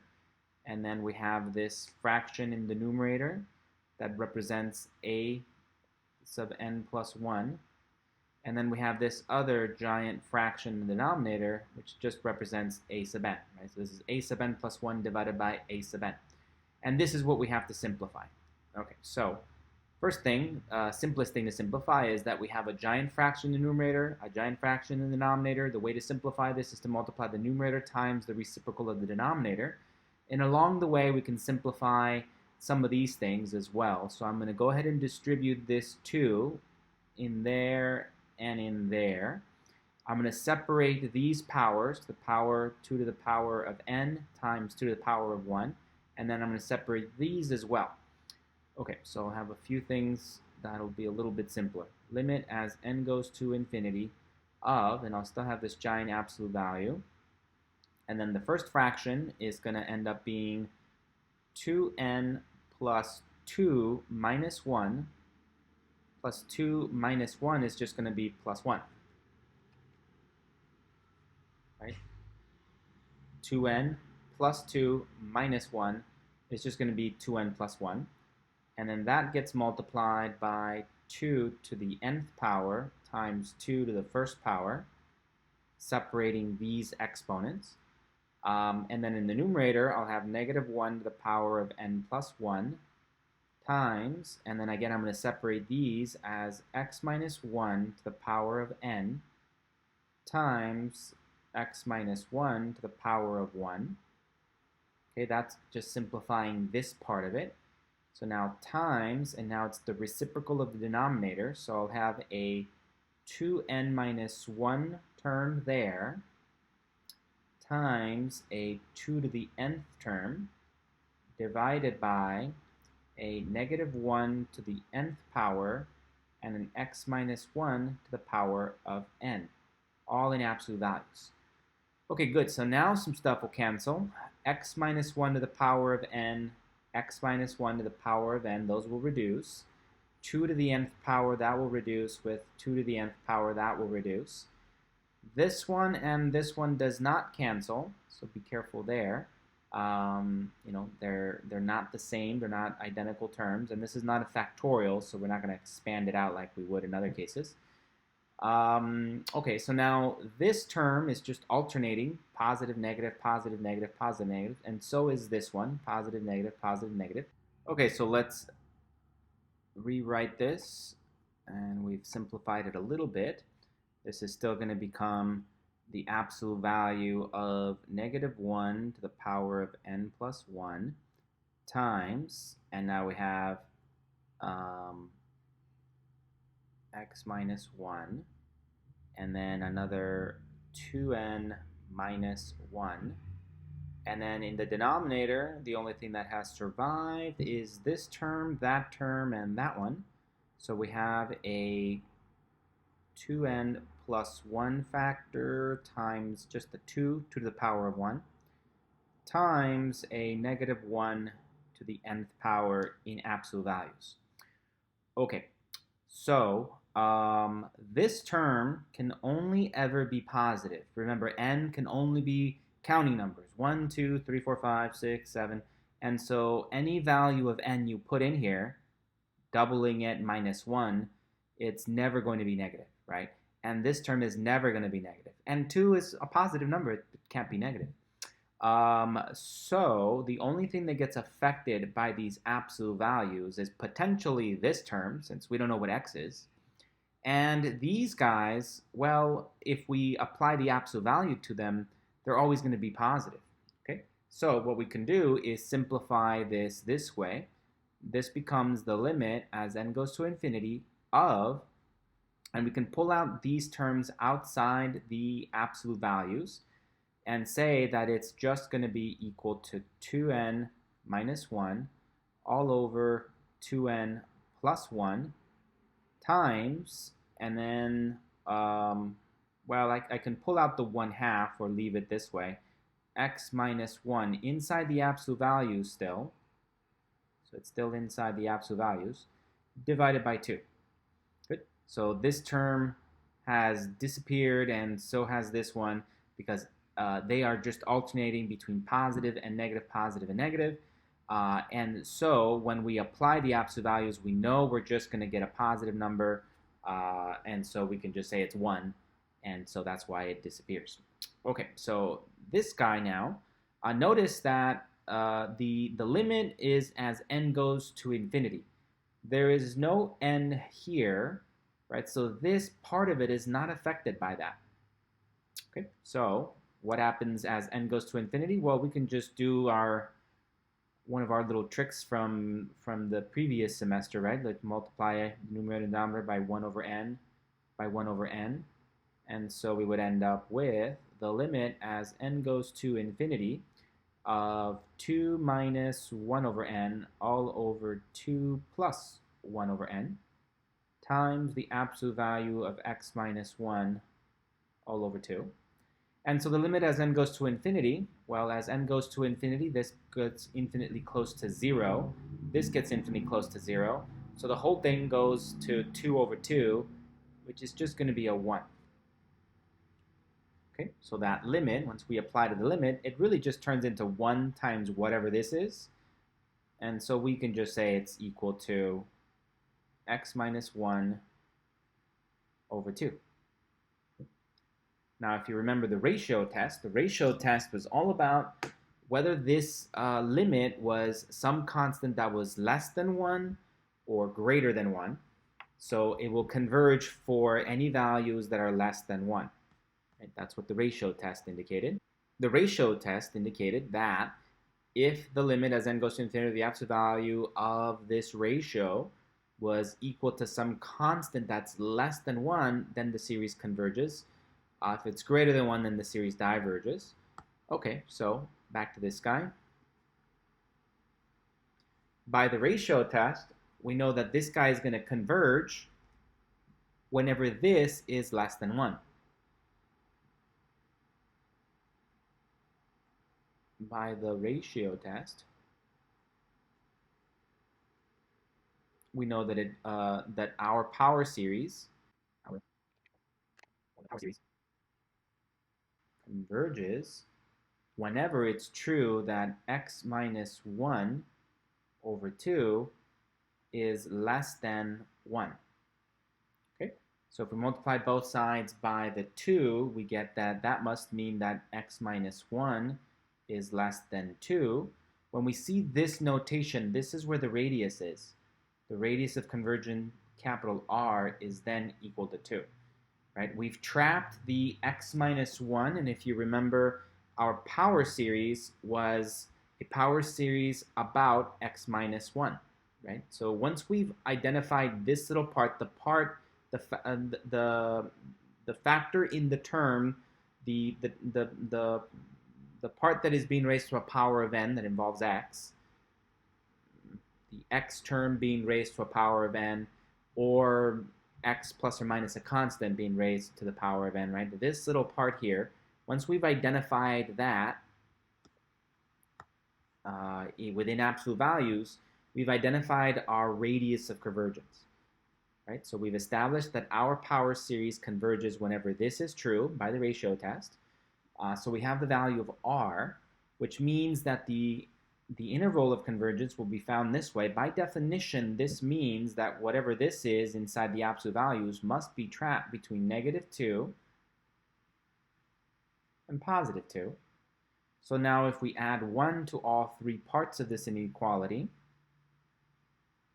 we get to our interval of convergence. It's going to be, well, almost to our interval of convergence. It's going to be -1 less than x less than 3, right? So by the ratio test, as long as x is some value in this zone here, we've established that our power series will converge in there.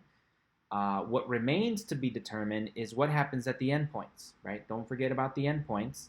We got to test this guy and this guy. So now, test the endpoints.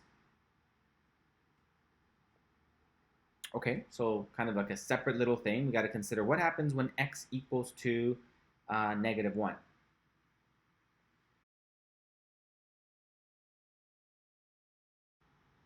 Okay, so here was our power series that we started with. When x equals to -1, if we insert a -1 into here, we really just end up with -1 minus 1.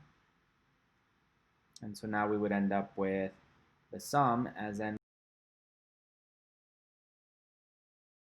to the nth power times -1 minus 1 is going to become -1 minus 1 to the nth power all over 2n minus 1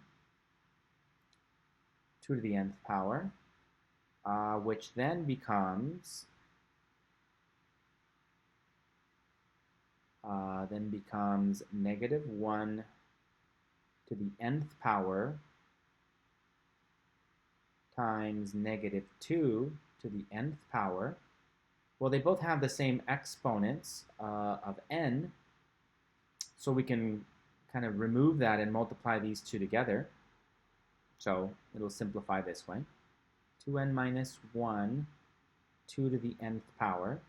Okay, so because they have the same power of n, I can bring them both together.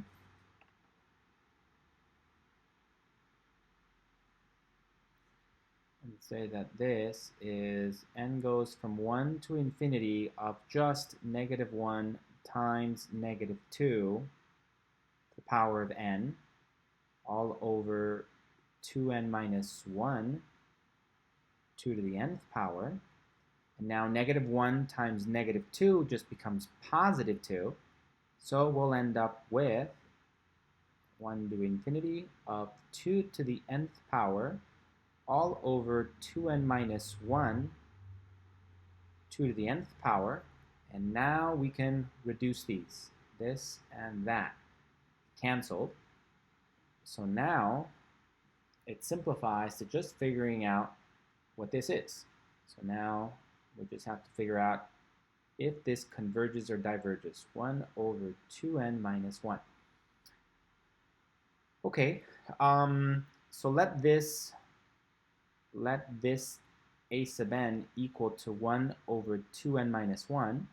And let's do the limit comparison test on b sub n equal to 1 over, and let b sub n equal to 1 over n. Okay, so we're going to attempt here, we're going to look at the limit comparison test. So let's try this guy.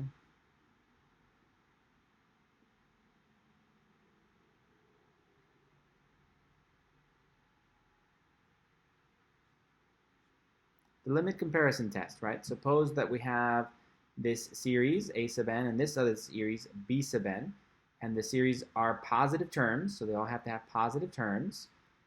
If the limit as n goes to infinity of a sub n over b sub n equals to some constant, where that constant is a finite number that is positive, then they will both converge or they will both diverge, right? Okay, so both converge, both diverge.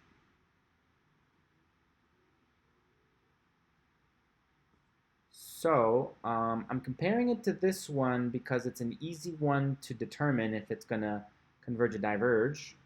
So let's find the limit. They're positives, right? Remember, n is only allowed to be 1, 2, 3, 4, 5. So the smallest this could be is a 1, which makes it a 2 minus 1 is a 1. The first term is a 1. And then they get bigger after that. So there's no negatives. No negatives there, no negatives here. So it's a sequence of positive terms, right? So again, I'm considering this one I'm going to figure out that one by thinking about this one. Okay. All right. So now the limit as n goes to infinity of 1 over 2n minus 1 divided by 1 over n, that's going to be equal to the limit as n goes to infinity of 1 over 2n minus 1 times n over 1. And so now this is equal to the limit as n goes to infinity of n over 2n minus 1. And if we apply our good old trick of multiplying the numerator and denominator by 1 over n, the highest power, then that, again, gives us something we can easily work with. This becomes the limit as n goes to infinity of 1 over 2 minus 1 over n. And so as n goes to infinity, this term will go towards 0. And so the whole thing will be equal to 1/2, right? The limit will approach 1/2, will be equal to 1/2. And the limit comparison test indicated that if that limit was equal to some constant and that constant was positive, then both will converge or both will diverge. They will behave in the same way. They're tidal lock at that point, right? That's how we work with the limit comparison test. Okay, so now they're both tidal lock. We've established that. And so now we get to compare this one. Well, this one is the harmonic one. This one's easy. Harmonic series, right? It's a very popular, famous example, and so we know that this diverges. Good, good, good. We can also think of it as a p-series with p equal to 1, and we also know that that diverges. Good. Okay, so harmonic diverges, so that means that this one must also diverge, right? Because the limit comparison test established that these two would be tidally locked. If one diverges, the other diverges. If one converges, the other one converges. So now we know by the limit comparison test that this is going to diverge. By the limit comparison test,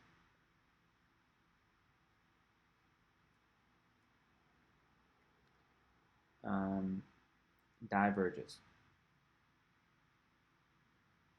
Okay, so that's what happens with one of the test points. That's when x equals to -1, right? So going back to this guy, I know it's a big problem. We've established what's going on with this guy when x equals to -1. Now we have to establish what happens when x equals to +3.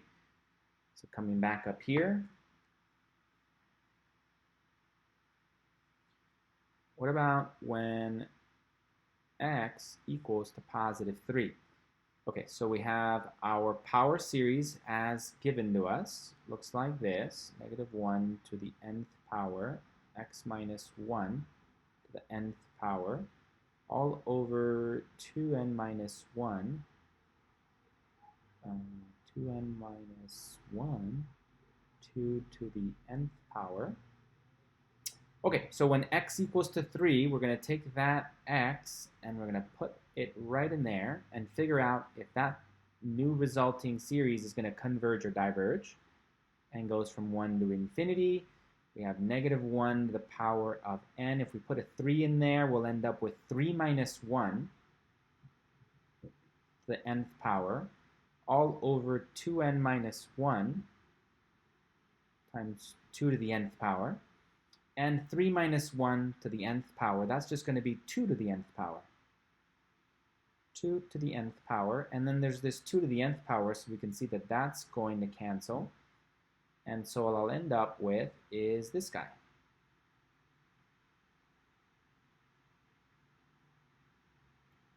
And so now these guys easily cancel. This guy cancels, and I'll be left with this.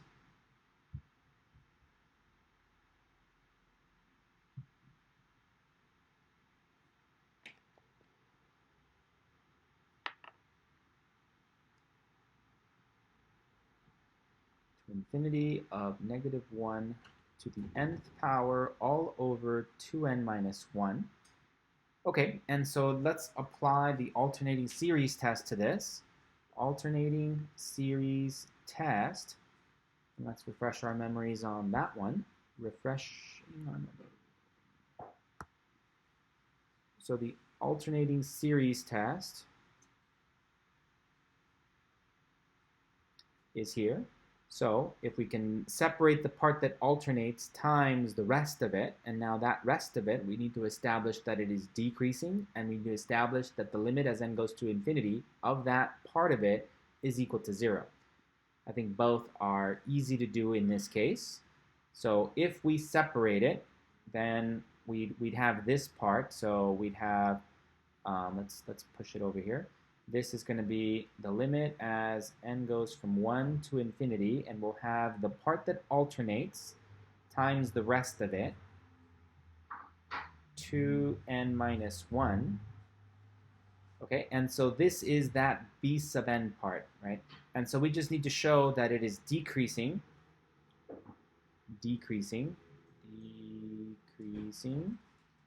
right? That's what that b sub n plus 1 is less than or equal to b sub n means, right? That the next one on the list, the next term, is always smaller than or equal to the previous term. And also we have to show that the limit as n goes to infinity of that b sub n, that it equals to 0. Okay, well, in order to do that, we could, we can show this one easily.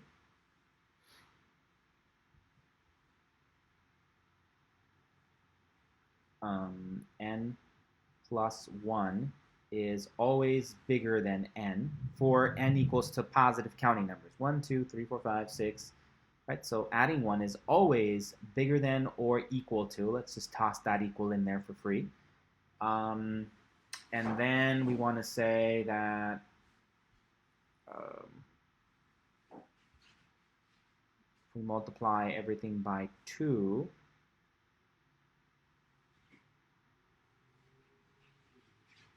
2 plus 2 is greater than or equal to 2n.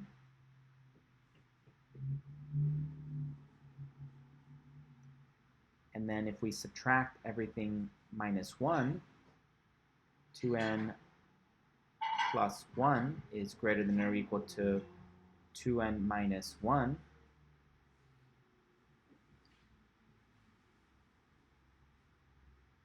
And so now if we flip this upside down, we get 1 over 2n plus 1 must be less than or equal to 1 over 2n minus 1.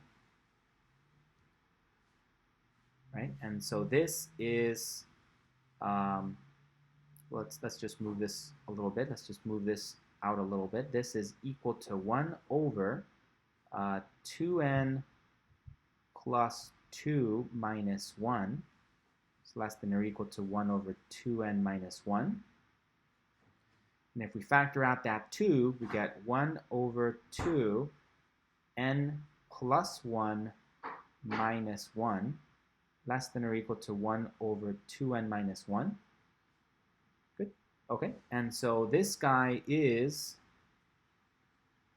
b sub n, and this guy is b sub n plus 1. Okay, so we kind of algebraically concluded that it must be true that this sequence is decreasing. The other way you could do this is to think about the continuous function. Right? The other way is to consider the continuous function g of x, which is equal to 1 over 2x minus 1, and say, well, this is continuous everywhere except at x equals to positive 1/2, because then that will get a 0 in the denominator there. But that's okay, because we're only interested in values of 1 or larger. So continuous, this guy is continuous in the area we care about, x greater than or equal to 1. And so therefore we can take its derivative.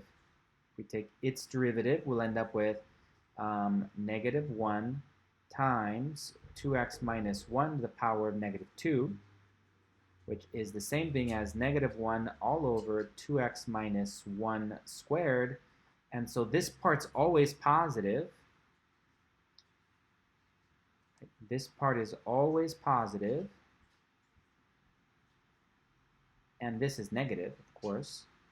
So we've established that the derivative, the first derivative, is negative for all values of x greater than or equal to 1, which means that this function is decreasing.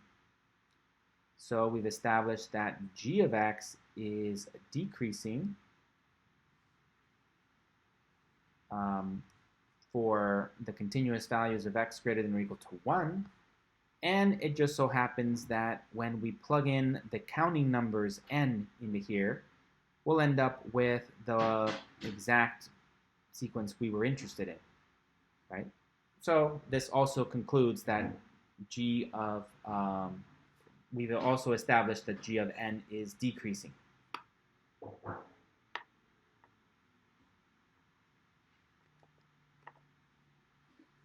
So b sub n plus 1 is less than or equal to b sub n. Either one of these things is a good way of establishing that it is decreasing. All right, back to this guy. Now we have to show that the limit equals to 0. That should be a much easier thing to pull off. So the limit as n goes to infinity, and it's equal to 1 over 2n minus 1. And, well, that's obvious that as this is getting larger and larger and larger, this whole thing is going to be equal to 0. So we've satisfied both requirements of the alternating series test, right? It's decreasing. We've established that either this way or that way. Zoom out a little bit. We wanted to show that this thing converges. So it's the alternating series test. We have this part here. We need to show that it's decreasing. You can either show it this way, and that indicates that b sub n plus 1 is less than or equal to b sub n. So that's this part. Or you can do it with the derivatives, right? Oops. Or we can do it with derivatives and say, consider this continuous function for x greater than or equal to 1. We can take its derivative. Its derivative is always going to be negative for x greater than or equal to 1. That's all we care about. And so we've established that that continuous function is decreasing on that interval. And because if we plug in the counting numbers n into that function, we get the original one we're interested in, b sub n, we've established that b sub n must be decreasing, right? So we've established both conditions. Therefore, by the alternating series test, we've established that our series converges, right? So that means that when x equals to 3, we ended up with this term, 1 over 2n minus 1. and now by the alternating series test converges.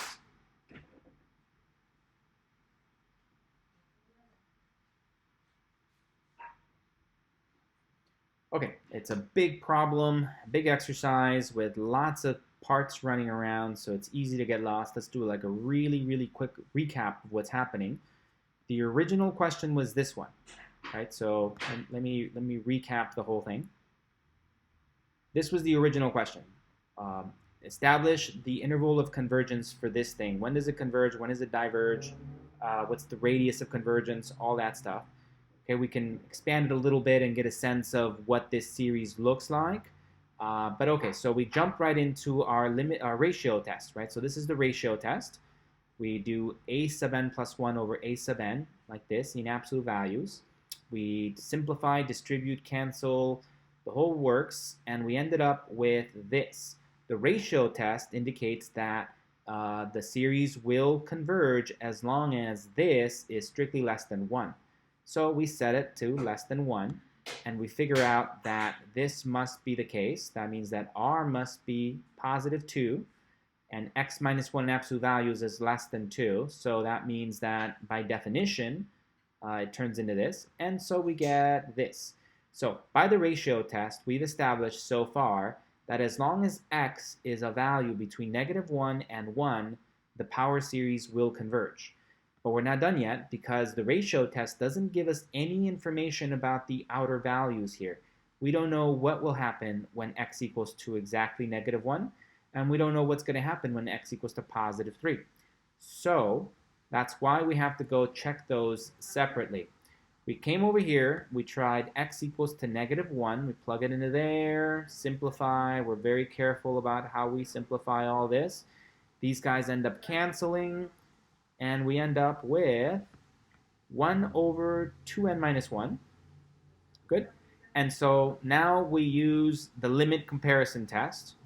Right? This is where it gets hard because you have all these comparison tests, and you're like, I'm sorry, all these convergence tests, and it's hard to know which one to use, right? Which one do we use? Which one applies? It's really just experience and guessing and checking and just kind of trying different things. Anyway, so we're going to try the limit comparison test, and I know it seems like I just magically knew what the answer was, but that's the magic of editing, right? It took me a while. I had to stare at it and think about it and try different things until I came up with the one that worked, and this one works. There might be others that work, right? That's the other side of this thing. There's often lots of ways to do this. So it's not that this is the only way to do it. It's just the first way that I figured out works. Okay, so by the limit comparison test, we're going to take this guy, and we're going to compare it to this one. The reason I thought it would work is because I've seen these kinds of patterns before, and I just thought, well, okay, it would work really well if I compared it to the more simple denominator. If this had been 2n to the third power, then I would have compared it to 1 over n to the third power, right? If this had been the square root of n, then I would have compared it to root n, right? That's the point. That's the pattern you notice with these.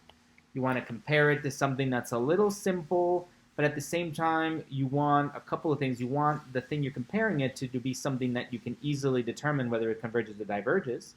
And you got to keep in mind for the limit comparison test, the limit of a sub n over b sub n must exist. So you got to be careful about what you choose. So after a couple of guesses, I chose to compare it to this. So the limit comparison test indicates that if I divide this one over this one, take the limit of the whole thing, and then it equals to some constant that's positive, then that means that these two series are tidally locked. If one converges, the other one converges. If one diverges, the other one diverges.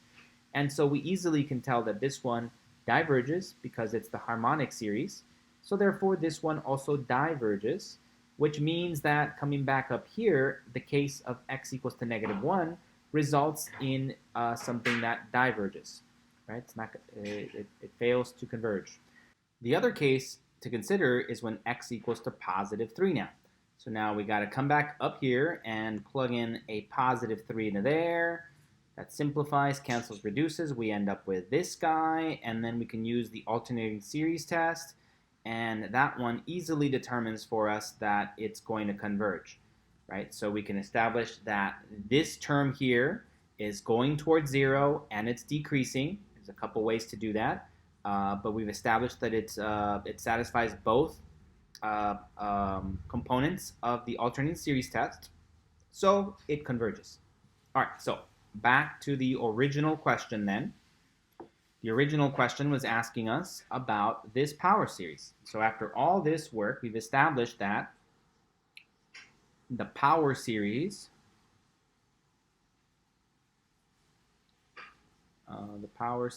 which was given to us, n goes from 1 to infinity of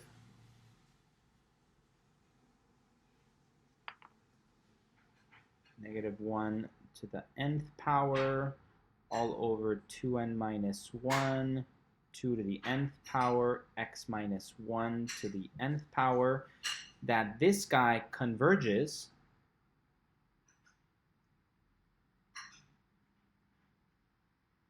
for x between bracket -1, wait, the other way around. -1 was this one, and converged for 3.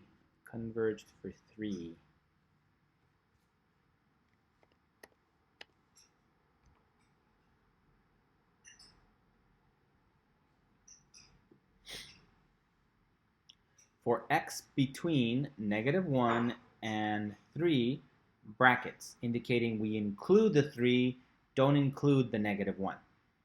Okay, so our this is our interval of convergence. Interval of convergence.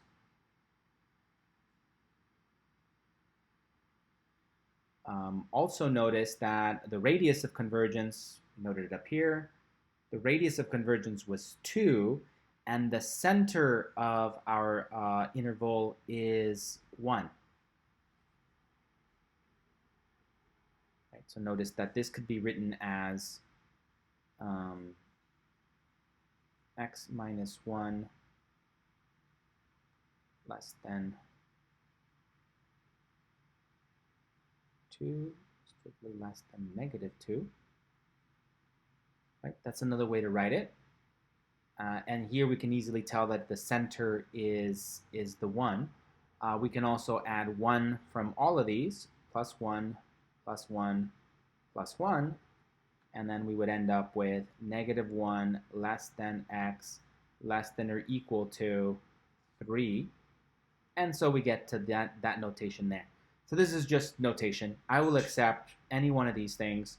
Just pointing out that depending on where you look for answers, the back of the book, or if you go to tutoring or something, different people have different notation styles for presenting the solution. Right? So it could be this way, it could be this way, noting that the center is a positive 1,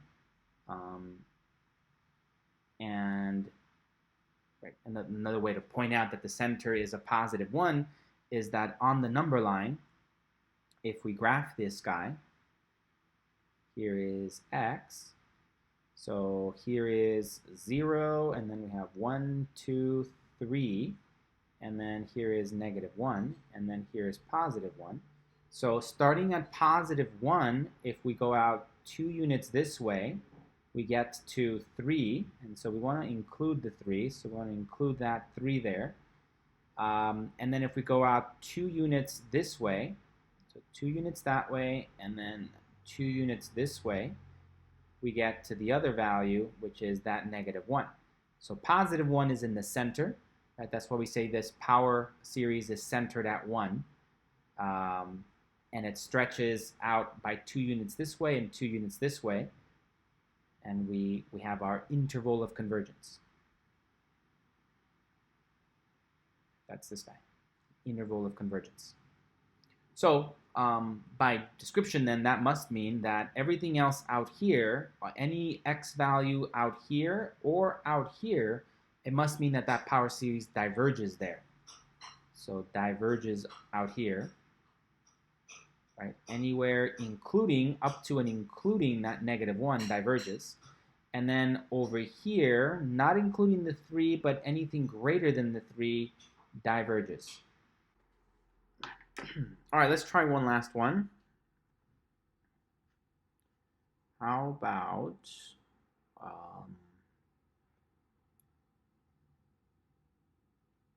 about number 22?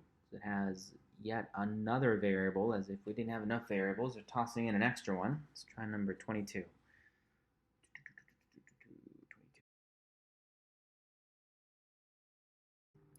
Okay, so we have the sum as n goes from 1 to infinity of b to the nth power over ln of n times x minus a to the power of n.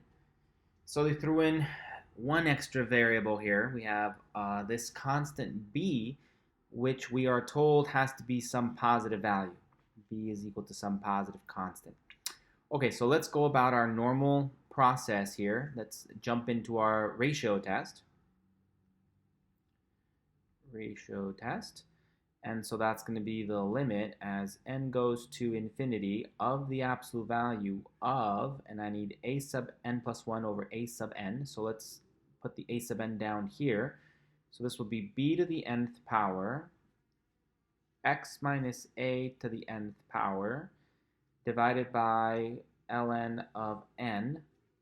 And then up here, we'll end up with the other one. So that'll be the ln of n plus 1, and then b to the n plus 1 power, and then x minus a to the n plus 1 power.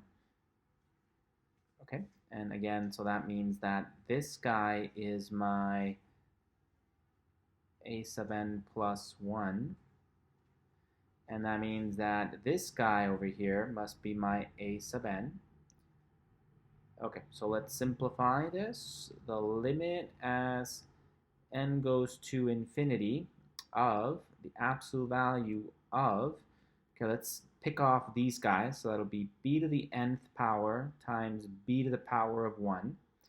And then there'll be another term of x minus a to the power of n times x minus a to the power of 1 divided by ln of n plus 1 times the reciprocal of the denominator. So I'll have an ln of n up here and a b to the nth power and an x minus a to the power of n down here, all in absolute values.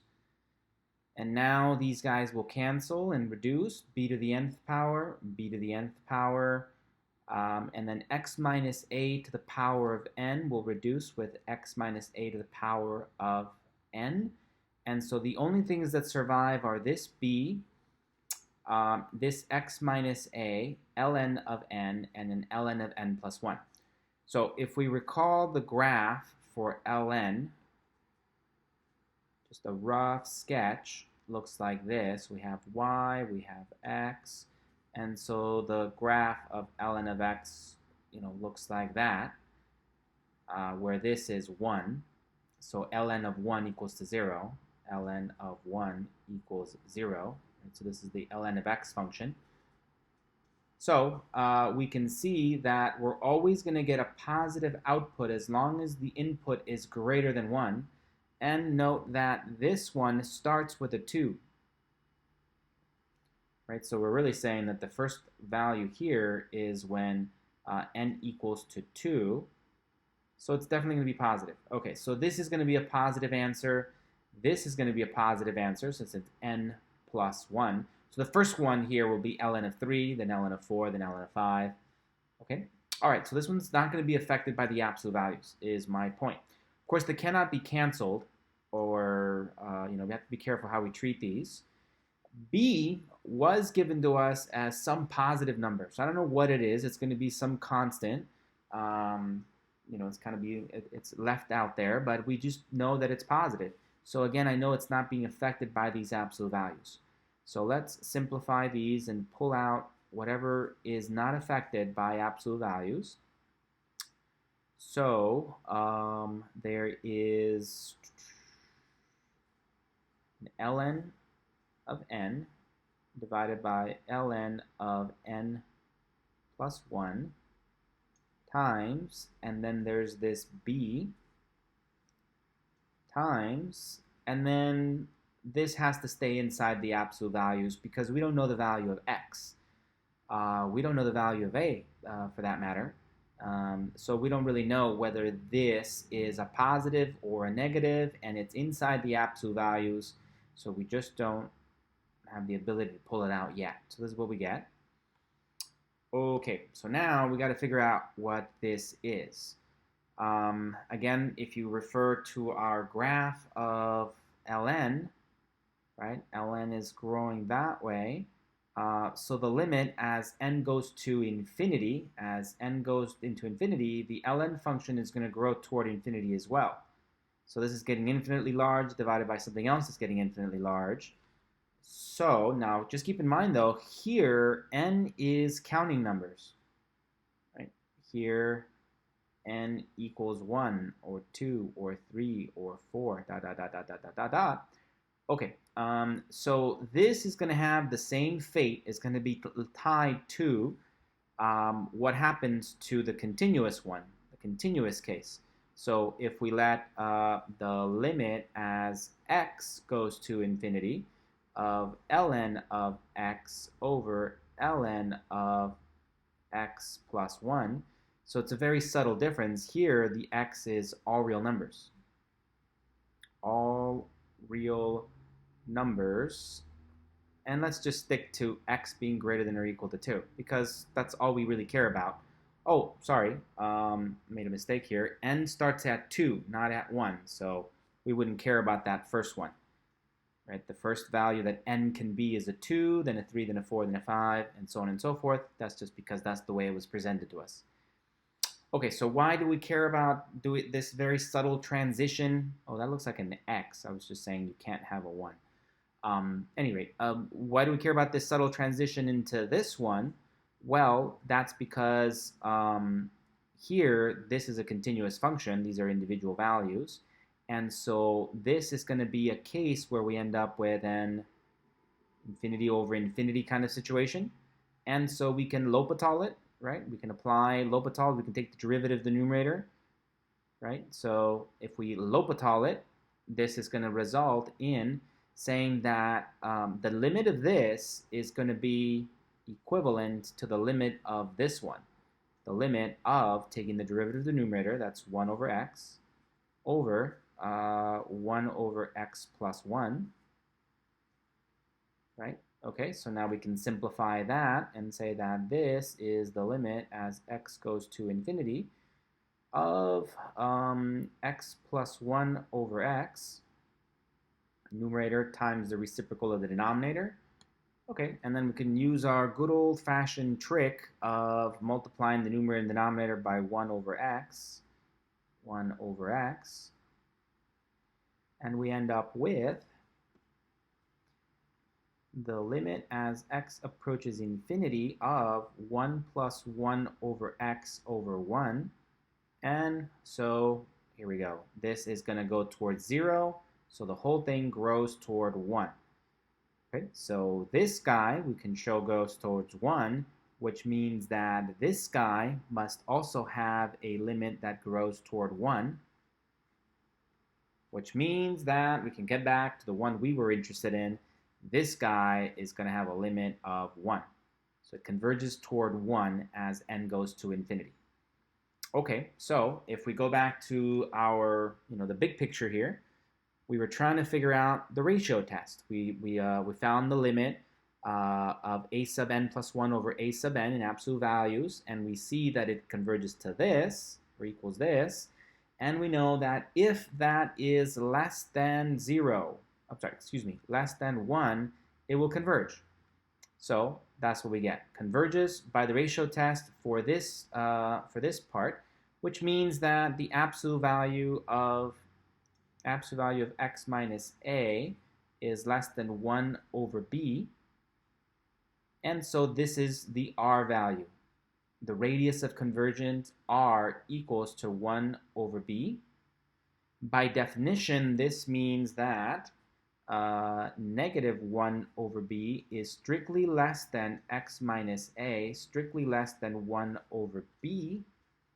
And now if we add a to all three parts of this inequality, plus a, plus a, plus a, we end up with a minus 1 over b is strictly less than x, strictly less than a plus 1 over b. Okay, and so now these are the two endpoints we're going to have to test. Test the endpoints. Test endpoints.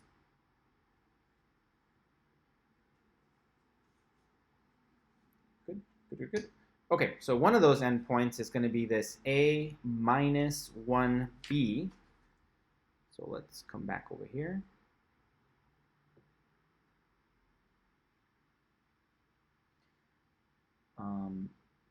Test x equals to a minus 1 over b.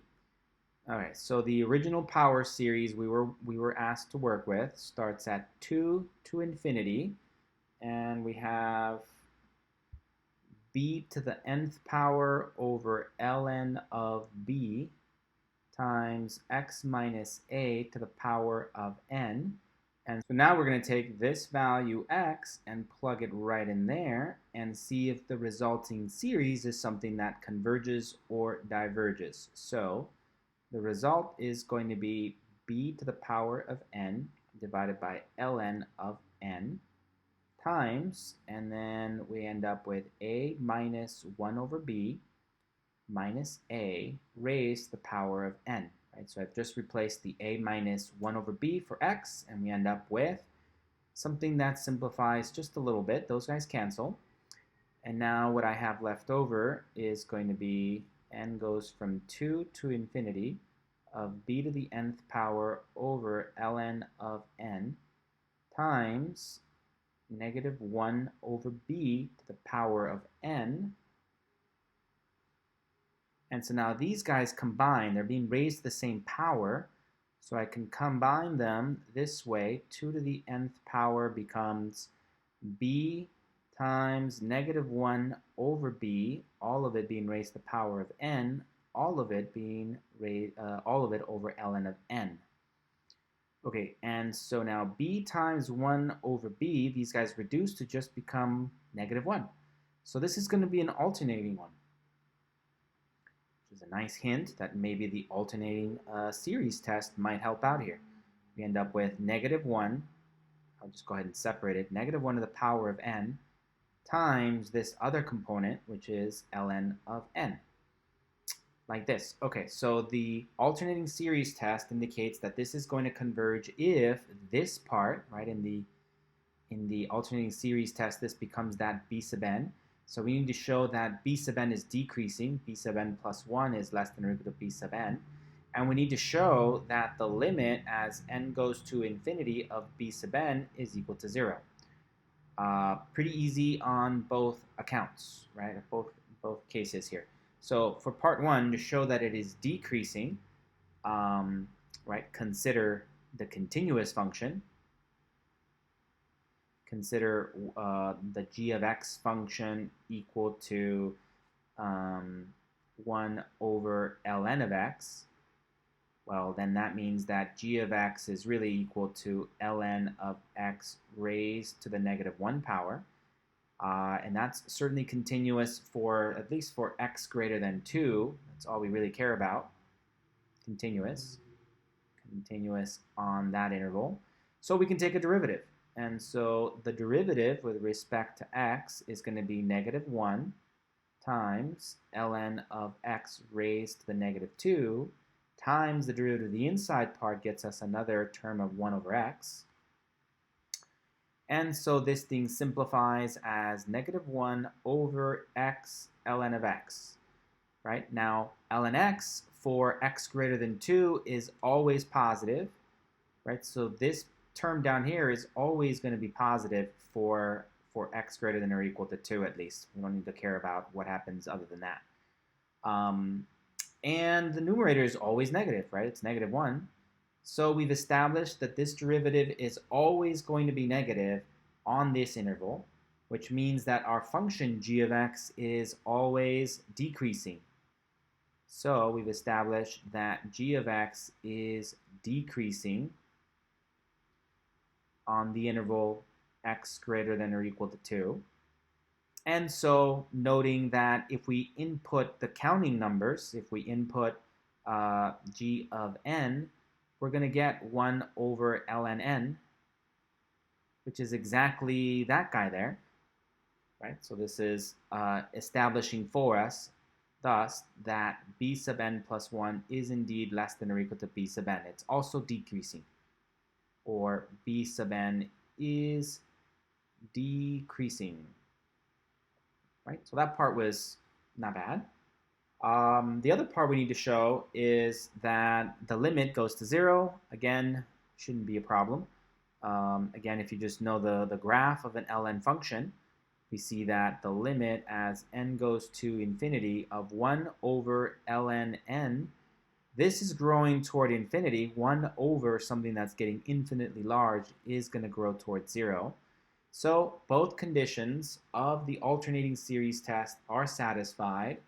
Therefore, we can conclude by the alternating series test that this is going to converge. Converge by the alternating series test. Okay, so we have one of the outliers accounted for. Now we got to do the other one. And the other one was going to be the case when the x equals a plus 1 over b. All right, so now we got to test the other one. Test x equals to a plus 1 over b. Okay, so our original power series is this guy. Series n goes from 2 to infinity of b to the nth power over ln of b times x minus a to the power of n. So now we're going to take that guy there, we're going to replace him right there for x, and determine if the resulting series is something that converges or diverges. Goes to 2 to infinity, b to the n over ln, oops, this is not a b here, this is an n. So ln of n, ln of n, b to the n, ln of n, and so we end up with a plus 1 over b minus a raised to the power of n. The a's cancel, and we're left with this. And goes from 2 to infinity. And then we can combine these guys as well. B times 1 over b, all of them raised to the power of n, right? So we have b to the n, and then 1 over b to the n, so we can combine them together, and I know they're going to cancel, ln of n. And so I'll just have a 1 to the power of n in the numerator, and well, that's easy. 2 to the infinity, well, that's just going to go away, and it's just going to give me this. I just need to figure out if this converges or diverges. Does this converge or diverge? And again, practice and just guessing and checking different things will help you figure out what to do here. But I'm thinking the comparison test with something simple. And so if we think about the graph of ln, ln again looks a little something like that. Very crude, but it looks something like that for x. And the equation y equals to x looks like this. Okay, so x is always greater than ln of x. That's a useful tool to have in math. That comes up every once in a while. So x is definitely greater than, maybe we can throw in the equal to for free, but it's greater than ln of x. And so if we flip it upside down, then we say 1 over x then must be less than 1 over ln of x. Okay? And we know that this is harmonic. Right? This is the harmonic series.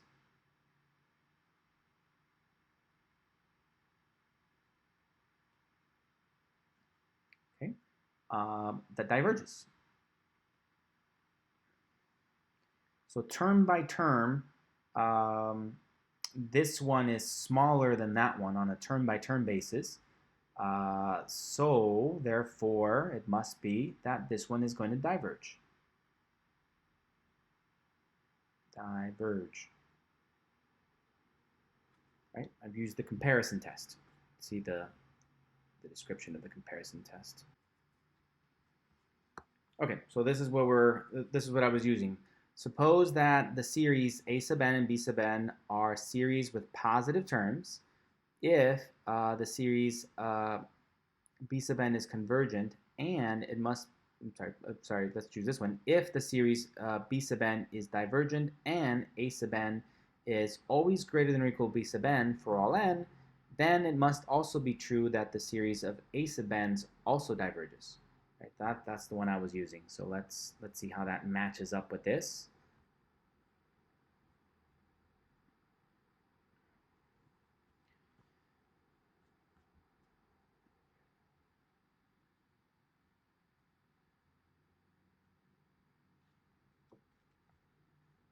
So I'm comparing it to the series 1 over x, which is our harmonic series, as n goes from 2 to infinity. And so we know that this one is divergent.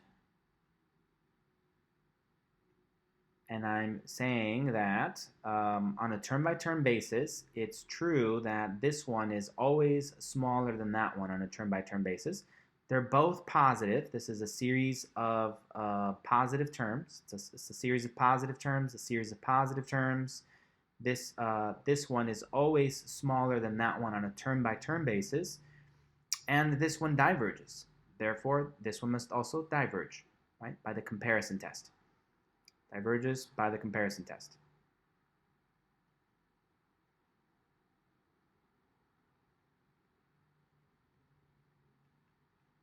Okay, let's bring it all together then.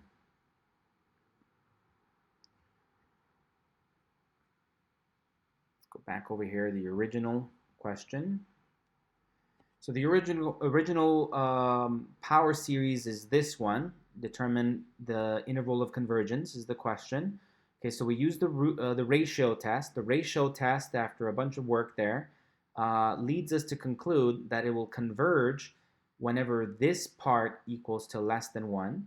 So therefore, we divide both sides by b. Here is our radius of convergence, 1 over b. Okay? By definition, this expands this way. And so we have what is almost our interval of convergence. We just have to figure out what to do with the endpoints. Okay, so once we get to this point, we have to test the two endpoints. One of them is a minus 1 over b. The other one is a plus 1 over b. So a minus 1 over b is this one. We plug it into there. That results in something that's alternating. By the alternating series test, we were able to conclude that it converges. So we're going to be able to say that this end converges. And then when we replace x with a plus 1 over b, a plus 1 over b put in there, then that reduces to this guy. And by the comparison test, we were able to establish that it diverges by the comparison test. So that means that this endpoint is not going to be part of our solutions. Okay, so our final answer is going to be that the power series given, so the power series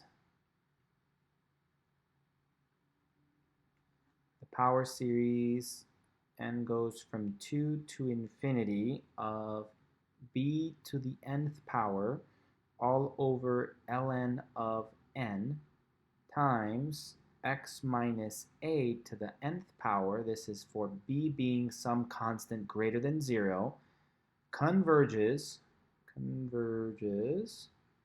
on the interval